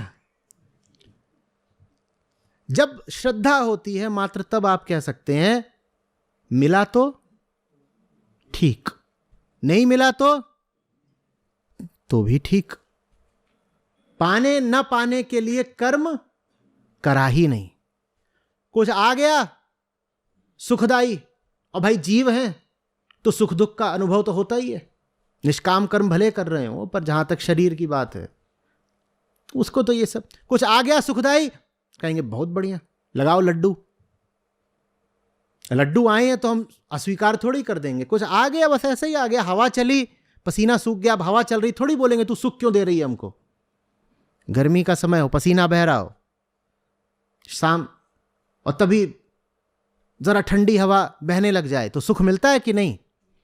वैसे ही अगर कर्मों से कुछ सुख मिल गया तो भोग लेंगे, हमें भोग से कोई आपत्ति नहीं है। चल रहे हैं चलते चलते किसी ने लड्डू दिखा दिए, खा लेंगे, ये थोड़ी बोलेंगे अरे तू हम कर्मयोगी हमें लड्डू दिखाता है, तो दिखा लड्डू। अब हाँ भाई बढ़िया लड्डू दिखा। और चल रहे हैं चलते चलते नहीं मिले लड्डू, 2-4 दिन मामला फाके करा तो भी कोई बात नहीं। लड्डू खा लिए क्योंकि लड्डुओं से कुछ मिल नहीं जाना है, और भूखे रह लिए तो भी कुछ बिगड़ नहीं जाना है। यह श्रद्धा है। श्रद्धा बिना निष्काम कर्म संभव नहीं है, और निष्काम कर्म आत्मज्ञान बिना संभव नहीं है। माने श्रद्धा सीधे सीधे आत्मज्ञान का ही एक रूप है। उसे आप परिणाम भी बोल सकते हैं, उसे आत्मज्ञान की अभिव्यक्ति बोल सकते हैं, जैसे बोलिए, पर आत्मज्ञान और श्रद्धा साथ साथ चलेंगे। आपको कोई मिले महाअज्ञानी, ज्ञान से कोई लेना देना नहीं, और बोले हम तो भक्ति मार्गी हैं, हम में श्रद्धा है, ऐसे ही है कोई मूर्ख फूहड़। और ये ज्यादातर बातें आपको भक्ति मार्गियों में खूब मिलेंगी, कहेंगे ज्ञान छी छी गंदी चीज, ज्ञान तो बुद्धि विलास है, ज्ञान अच्छी चीज नहीं है। श्रद्धा रखो, श्रद्धा। भाई ज्ञान बिना श्रद्धा तुझ में आ कहां से जाएगी। और ज्ञान माने हम दुनिया के बाहरी ज्ञान की बात नहीं कर रहे हैं, हम किस ज्ञान की? आत्मज्ञान। आत्मज्ञान बिना श्रद्धा संभव नहीं है, और आत्मज्ञान है तो श्रद्धा अपने आप आएगी, आपको प्रयास नहीं करना पड़ेगा। जैसे जैसे आप स्वयं को जानते जाएंगे वैसे वैसे आप में सहारे की चाह कम होती जाएगी, वैसे वैसे भविष्य को लेकर आपकी चिंता भी कम होती जाएगी। यही श्रद्धा है, living without a base.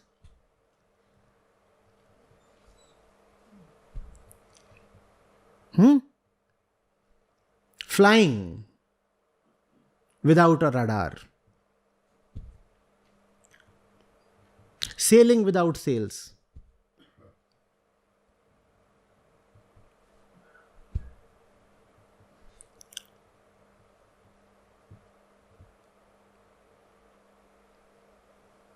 Working without a vision.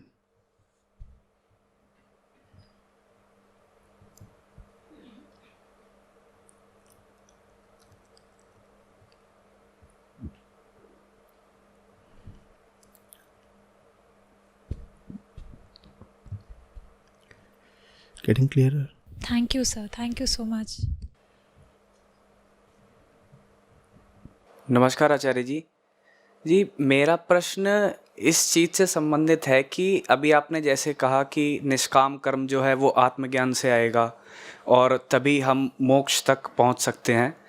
तो मेरा प्रश्न ये है कि ये भी तो हो सकता है कि आत्मज्ञान हमें हो जाने के बाद भी, आपने एक चीज़ बोली कि वर्किंग विदाउट विज़न, तो एक जब कोई विज़न ही नहीं है तो ये भी तो हो सकता है कि आत्मज्ञान आने के बाद भी हम चारों तरफ की चीज़ों से आसक्त हो जाएं, या कभी उसमें इस तरह से भूल जाएं तो हमारा मेन मुद्दे से ही भटक कर हम उसी में फिर माया में ही फंसे रहें। नहीं हो सकता, क्योंकि ऐसा काफ़ी जो सो कॉल्ड गुरु हैं वो इसी तरह के ढर्रे पर चले जाते हैं। तुम्हें कैसे पता वो आत्मज्ञानी है? वो शुरुआत वहीं से करते हैं। अब तुम्हें कैसे पता? वो बताते हैं इस तरह से। उन्होंने बताया, तुमने सुन लिया। ऐसा देखा है ज़्यादातर। हम देखने को कहते हैं कि परखने को? चलो अगला प्रश्न। सारी समस्या स्थूलता की है, छवि की है, इंप्रेशंस पर चलते हो। और किसी को इंप्रेस करना तो बहुत आसान होता है ना। किसी ने इतनी बड़ी दाढ़ी रखी नहीं कि आत्मज्ञानी हो गया।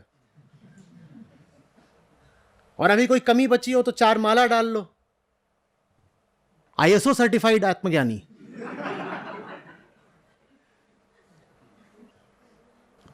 और अभी भी कुछ शक शुबा रह गया हो तो पिछले जन्म की 4-5 कहानियां बता दो। 6 सिग्मा आत्मज्ञानी। और तुमने मान लिया तो होगा ही आत्मज्ञानी। मैं कैसे पता? गीताकार कुछ जानते हैं वास्तव में, उसका प्रमाण है गीता। और जिन्हें तुम आत्मज्ञानी बोलते हो वो कुछ जानते हैं, उसका प्रमाण है दाढ़ी। ये कैसा प्रमाण है?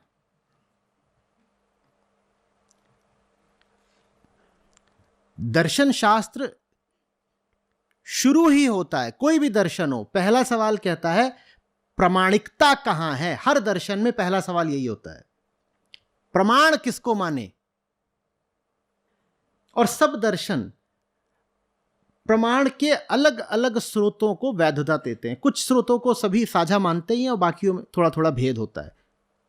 पर यह प्रश्न पहला होता है, हम किसी भी चीज को मान कैसे सकते हैं? कुछ भी मान कैसे लें? तुम मानते हो, वो बताते हैं, कभी बोलते हैं प्रत्यक्ष प्रमाण, कभी कहते हैं श्रुति प्रमाण, कभी कहते हैं अनुमान प्रमाण, तुम कहते हो दाढ़ी प्रमाण। कोई प्रमाण नहीं चाहिए, दाढ़ी प्रमाण है। ये दाढ़ी प्रमाण न वेदांत मानता है, न सांख्य मानता है, न योग मानता है, न न्याय, न वैशेषिक, न कोई पाश्चात्य दर्शन मानता है। पर भारत की 90% आबादी यही प्रमाण मानती है। क्या? दाढ़ी प्रमाण, माला प्रमाण, गप्प प्रमाण, पगड़ा प्रमाण। जितनी गप्प फेंक सकते हो फेंको, मेरा ऐसा, मेरा वैसा, फिर मेरा ऐसा हुआ, फिर मैं कुएं में गिर गया, कुएं में अजगर था, अजगर बोला मैं पुराने जन्म का एक ऋषि हूं, फिर अजगर मेरे भीतर घुस गया, अब मैं ऋषि हूं। बच्चा लोग बजाओ ताली, और तुमने बजा दी ताली। और मैं जब चाहूं अपना अजगर एक्टिवेट कर सकता हूं। और डरे बैठे हो, अजगर है, यही है।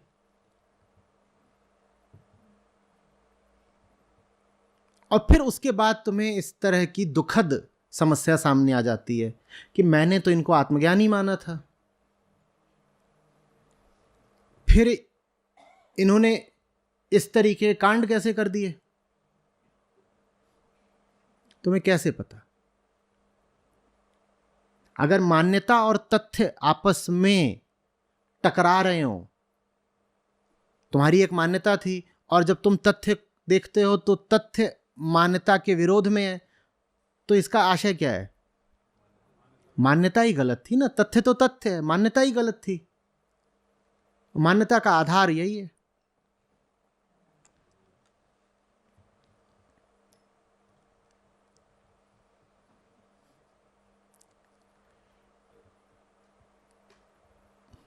एक दूसरी चीज भी होती है,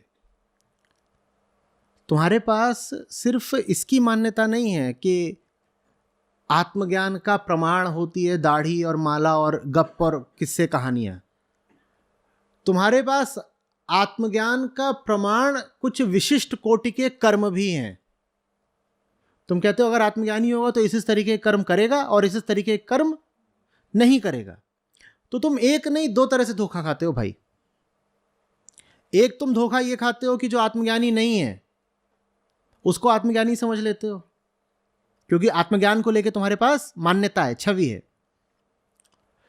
और दूसरा ये खाते हो कि जो आत्मज्ञानी है भी उसको तुम उसके कर्म देख करके आत्मज्ञानी मानने से इनकार कर देते हो, क्योंकि तुम्हारे पास छवि बस आत्मज्ञानी व्यक्तित्व की नहीं है, तुम्हारे पास छवि आत्मज्ञानी के कर्मों की भी है। तुम कहते हो इसके ये जो कर्म है ये हमारी लिस्ट में जो सैंक्शनड आत्मज्ञान के कर्म है उनमें से तो है नहीं, और तुम्हारे पास एक लिस्ट है, उस सूची में लिखा हुआ है अगर आत्मज्ञानी होगा तो ऐसा ऐसा करेगा, ये 6 काम जरूर करेगा और ये 6 काम बिल्कुल नहीं करेगा।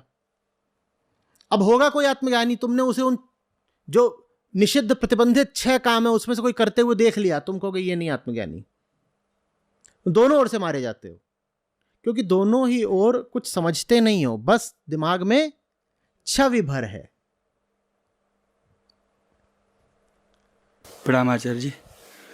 आचार्य जी, मैं आपको 4.5 साल से सुन रहा हूँ। ऋषिकेश के बाद से 3-4 कैंप, ऋषिकेश के बाद से मेरे साथ 6वां-7वां कैंप है। बट मैं हर बार मैं एक चीज़ में फंस जाता हूँ जाकर, कि जब आप बोलते हो कि जब हम समझते हैं कि आत्मा अज्ञेय है और कोई भी चीज़ आप बोलते हो कि अजन्मा है या जो भी कुछ है, तो वो भी तो हमें कहीं ना कहीं मानना पड़ता है। लेकिन इस चीज़ को मैंने परखने की कोशिश की कि जब दृष्टि के अज्ञेय है तो चलो जान के देखते हैं कि क्या मन बुद्धि के परे कुछ है भी कि अज्ञेय बार बार आ रहा है, तो पहुँचते हैं कहीं पे जहाँ पे जाके पूरा समाप्त हो जाता है मामला। तो फिर लगता है कि कहीं जाके हम इसलिए नहीं समझ पा रहे क्योंकि जिसको हम समझना चाह रहे हैं वो हमसे नहीं है, हम उससे हैं या कुछ इस तरीके से, क्योंकि हम जान नहीं पा रहे उसको। क्योंकि अभी आपने सब स्टार्टिंग में बात कर रहे थे कि अंधविश्वास या जो भी चीज़ है वो कि हम ही सूरज चला रहे हैं, चांद चला रहे हैं, ठीक है हम चला रहे हैं, लेकिन इतने सारे फल पैदा हो रहे हैं रोज़, इतनी फसल, लेकिन हमारे कंट्रोल में तो कुछ भी नहीं। हम तो एक आम भी नहीं पका सकते, हम तो एक पत्ता भी नहीं तोड़ सकते, तो हमारे कंट्रोल में कैसे है? तो मतलब हम तो कुछ भी नहीं है ना फिर तो। इसीलिए आत्मा को अज्ञेय ही नहीं कहा, अप्रमेय भी कहा। अप्रमेय माने उसका कोई प्रमाण नहीं हो सकता, ठीक है। क्यों कहा उसका कोई प्रमाण नहीं हो सकता? फिर वापस जाओ कि वेदांत का मूल प्रश्न क्या होता है, किसके लिए? आपके लिए उसका कोई प्रमाण नहीं हो सकता। आप वो हो जाओ तो आप स्वयं प्रमाण है, आप हो गए तो आपकी हस्ती प्रमाण है उसका। पर आप वो नहीं हुए तो आपको कोई प्रमाण दे नहीं सकता, वो आपके लिए अप्रमेय ही रहेगी। वो होकर ही उसको जाना जा सकता है, अन्यथा उसका कोई प्रमाण नहीं है। प्रमाण मांगने वाला कौन है? अहंकार। प्रमाण वो मांग किसका रहा है? आत्मा का। अहंकार और आत्मा माने 2 बिल्कुल अलग चीजें। आत्मा वो जो अहंकार नहीं है, अहंकार वो जो अभी तक आत्मा होने से बचता रहा है।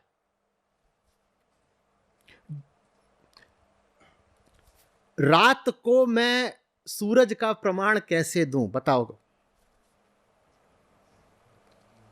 घनी काली आधी रात अमावस की मुझसे कहती है मुझे सूरज का प्रमाण दो, मुझे सूरज का आज तक कोई अनुभव नहीं हुआ। और रात की बात बिल्कुल ठीक है, रात को आज तक सूरज से कोई अनुभव नहीं हुआ आज तक। क्या रात को सूरज का अनुभव हो सकता है? नहीं हुआ। आप रात को सूरज का अनुभव देने की कोशिश करेंगे तो क्या हो जाएगा?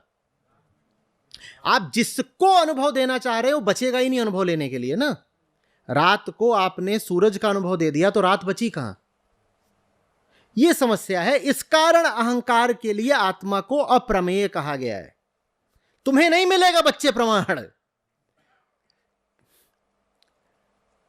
तुम जो हो तुम्हें वही बने बने आत्मा का प्रमाण नहीं मिलेगा। तो तुम कोशिश भी मत करो, तुम कोशिश करो अपने भीतर जाने की। अपने भीतर जाने की मतलब अपनी जिंदगी को देखने की, अपने कर्मों को देखने की, अपने संबंधों को, कामनाओं को देखने की।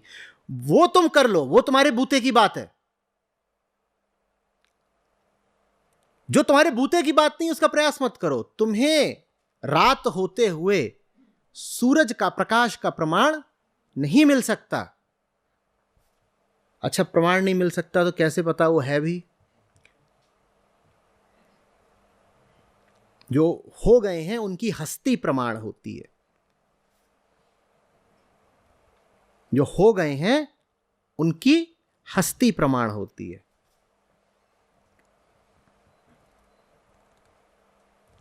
इसीलिए ग्रंथों से ज्यादा गुरु को पूजा जाता है।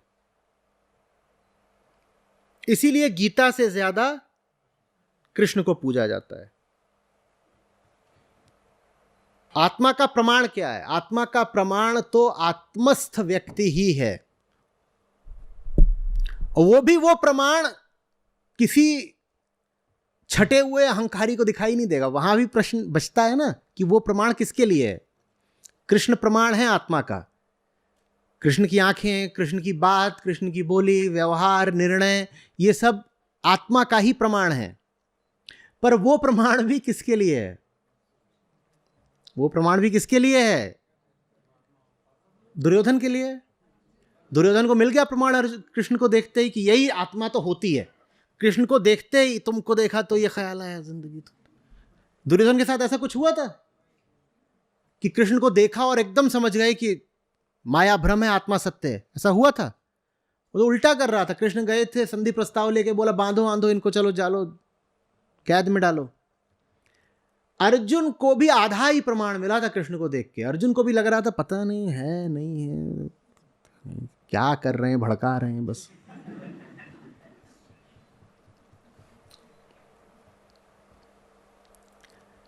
तो अहंकार को आत्मा का प्रमाण नहीं दिया जा सकता। ठीक, अहंकार अधिक से अधिक जिस दिन बन जाएगा आत्मा, उस दिन प्रमाण पा जाएगा। बस मजे की बात यह कि उस दिन उसे प्रमाण पाने की कोई उत्सुकता रहती नहीं है। जब तक नहीं बनाया आत्मा तब तक उसको उत्सुकता रहती है। उत्सुकता माने डर, उत्सुकता माने संशय। उसको लगता है कहीं मैं मूर्ख ही तो नहीं बन रहा, आत्मा कुछ होती ही ना हो, फालतू मुझे ही कहा जा रहा है आत्मा आत्मा। कहीं पता करें पहले, कहीं हाँ भाई आत्मा है तो उधर कहीं। बोले वो बगल के मोहल्ले में एक रहता है, उसको पक्का सबूत मिला है कि होती है। कहीं कैसे मिला है? बोले उसको रात को आती है। और फिर वो क्या करता है? ये देख, तो ये जो आत्मा को जानने में आपकी उत्सुकता है, ये वास्तव में आत्मा के प्रति आपके संशय का ही द्योतक है। आत्मा को लेकर आप में बड़ा संदेह है, इसलिए आप में आत्मा को लेकर बड़ी उत्सुकता है। ये सुनने में अजीब बात लगेगी। सत्य के आग्रही की उत्सुकता आत्मा में नहीं होती वास्तव में। मैं कई बार बोलता हूं, उपनिषदों का प्रतिपाद्य विषय आत्मा नहीं है, माया है। सत्य की आग्रही की उत्सुकता सत्य में नहीं होती, माया में होती है।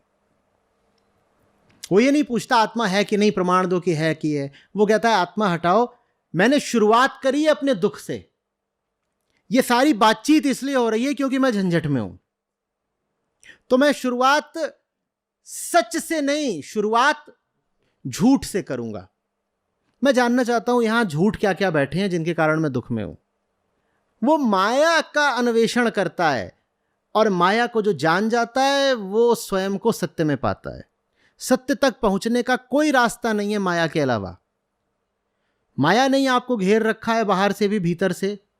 माया को ही जानिए, यही सत्य की ओर आपका प्रयास होगा। बैठे बैठे अपनी कुर्सी पर कहेंगे आत्मा का प्रमाण लाओ, कोई प्रमाण नहीं। ऋषि लोग पहले ही बोल गए अप्रमेय।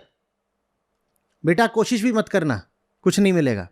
और अगर मिल गया तो और खतरनाक बात है, क्योंकि मिला तो वही वाला प्रमाण मिलेगा। करके दिखाइए, फलाने पे उतरी है आत्मा और झूम रहा है। एक त्रासदी होती है कि चाह रहे थे आत्मा का प्रमाण मिले, मिली नहीं। और एक दुर्घटना होती है कि किसी को प्रमाण मिल गया और ऐसे घूम रहे हैं। वो बताएंगे कि I have proof of the soul, और बड़ी कतारें लगती हैं। प्रूफ ऑफ द सोल, जिसको यह तक नहीं पता कि सोल माने आत्मा नहीं होता, वो आत्मा का प्रमाण देने निकला है। हमें उत्सुकता किस में रखनी है? सच में नहीं, झूठ में।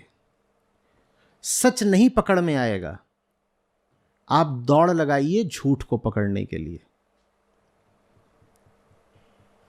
सच पकड़ में नहीं आएगा, आप तो झूठ को पकड़िए। मजा आता है अपने ही झूठ को पकड़ने में, बड़ा मजा आता है ना। Catch your own thief red handed. That too in the movement of the theft with his pants down. ठीक तब जब वो चोरी करने जा रहा है उसी वक्त पीछे से दबोच लीजिए, बेटा इधर देखो, और उसकी शक्ल बिल्कुल आपकी शक्ल जैसी होगी। बाद में भी पकड़ने में बहुत मजा नहीं कि उसने कर ली चोरी, वारदात हो गई, फिर जाके पीछे सायरन बजा रहे हैं, क्या रखा है, जैसे भारतीय पुलिस फिल्मों में नहीं। ठीक जब हो रही है चोरी तब धर दबोचिए। हाँ, क्या क्या करने जा रहे थे, ये सब जो पूरी बातचीत चल रही थी उसमें छुपा हुआ इरादा क्या था, बताना जरा। बहुत मजा आएगा आपको अपने ही छुपे हुए इरादे उद्घाटित करने में। हमारे ऊपरी इरादे दूसरे होते हैं, नीचे नीचे खेल बिल्कुल अलग। यही है सत्याग्रह, झूठ को पकड़ना ही सत्याग्रह है। भगवान श्री प्रणाम। अभी जो चर्चा चल रही थी ईश्वर वाले में, तो उसमें जो अहम वृत्ति है वो कर्तृत्व वृत्ति भी एक ही चीज़ है, वो डिकोड हो रही है कर्म में, उसके लिए चाहिए समय। तो कृष्णमूर्ति साहब में पढ़ रहा था तो कह रहे थे फिजिकल समय जो है उसको तो आवश्यकता है बाहर का, एक साइकोलॉजिकल समय है। ये समय वही समय है कि मैं ये अटक रहा है मेरा। साइकोलॉजिकल समय में वो अभिव्यक्त होती है विचार बन के, और क्रोनोलॉजिकल समय में वो अभिव्यक्त होती है कर्म बन के। विचार भी कर्म ही है। सूक्ष्म कर्म को विचार कहते हैं और स्थूल विचार को कर्म कहते हैं, एक ही बात है।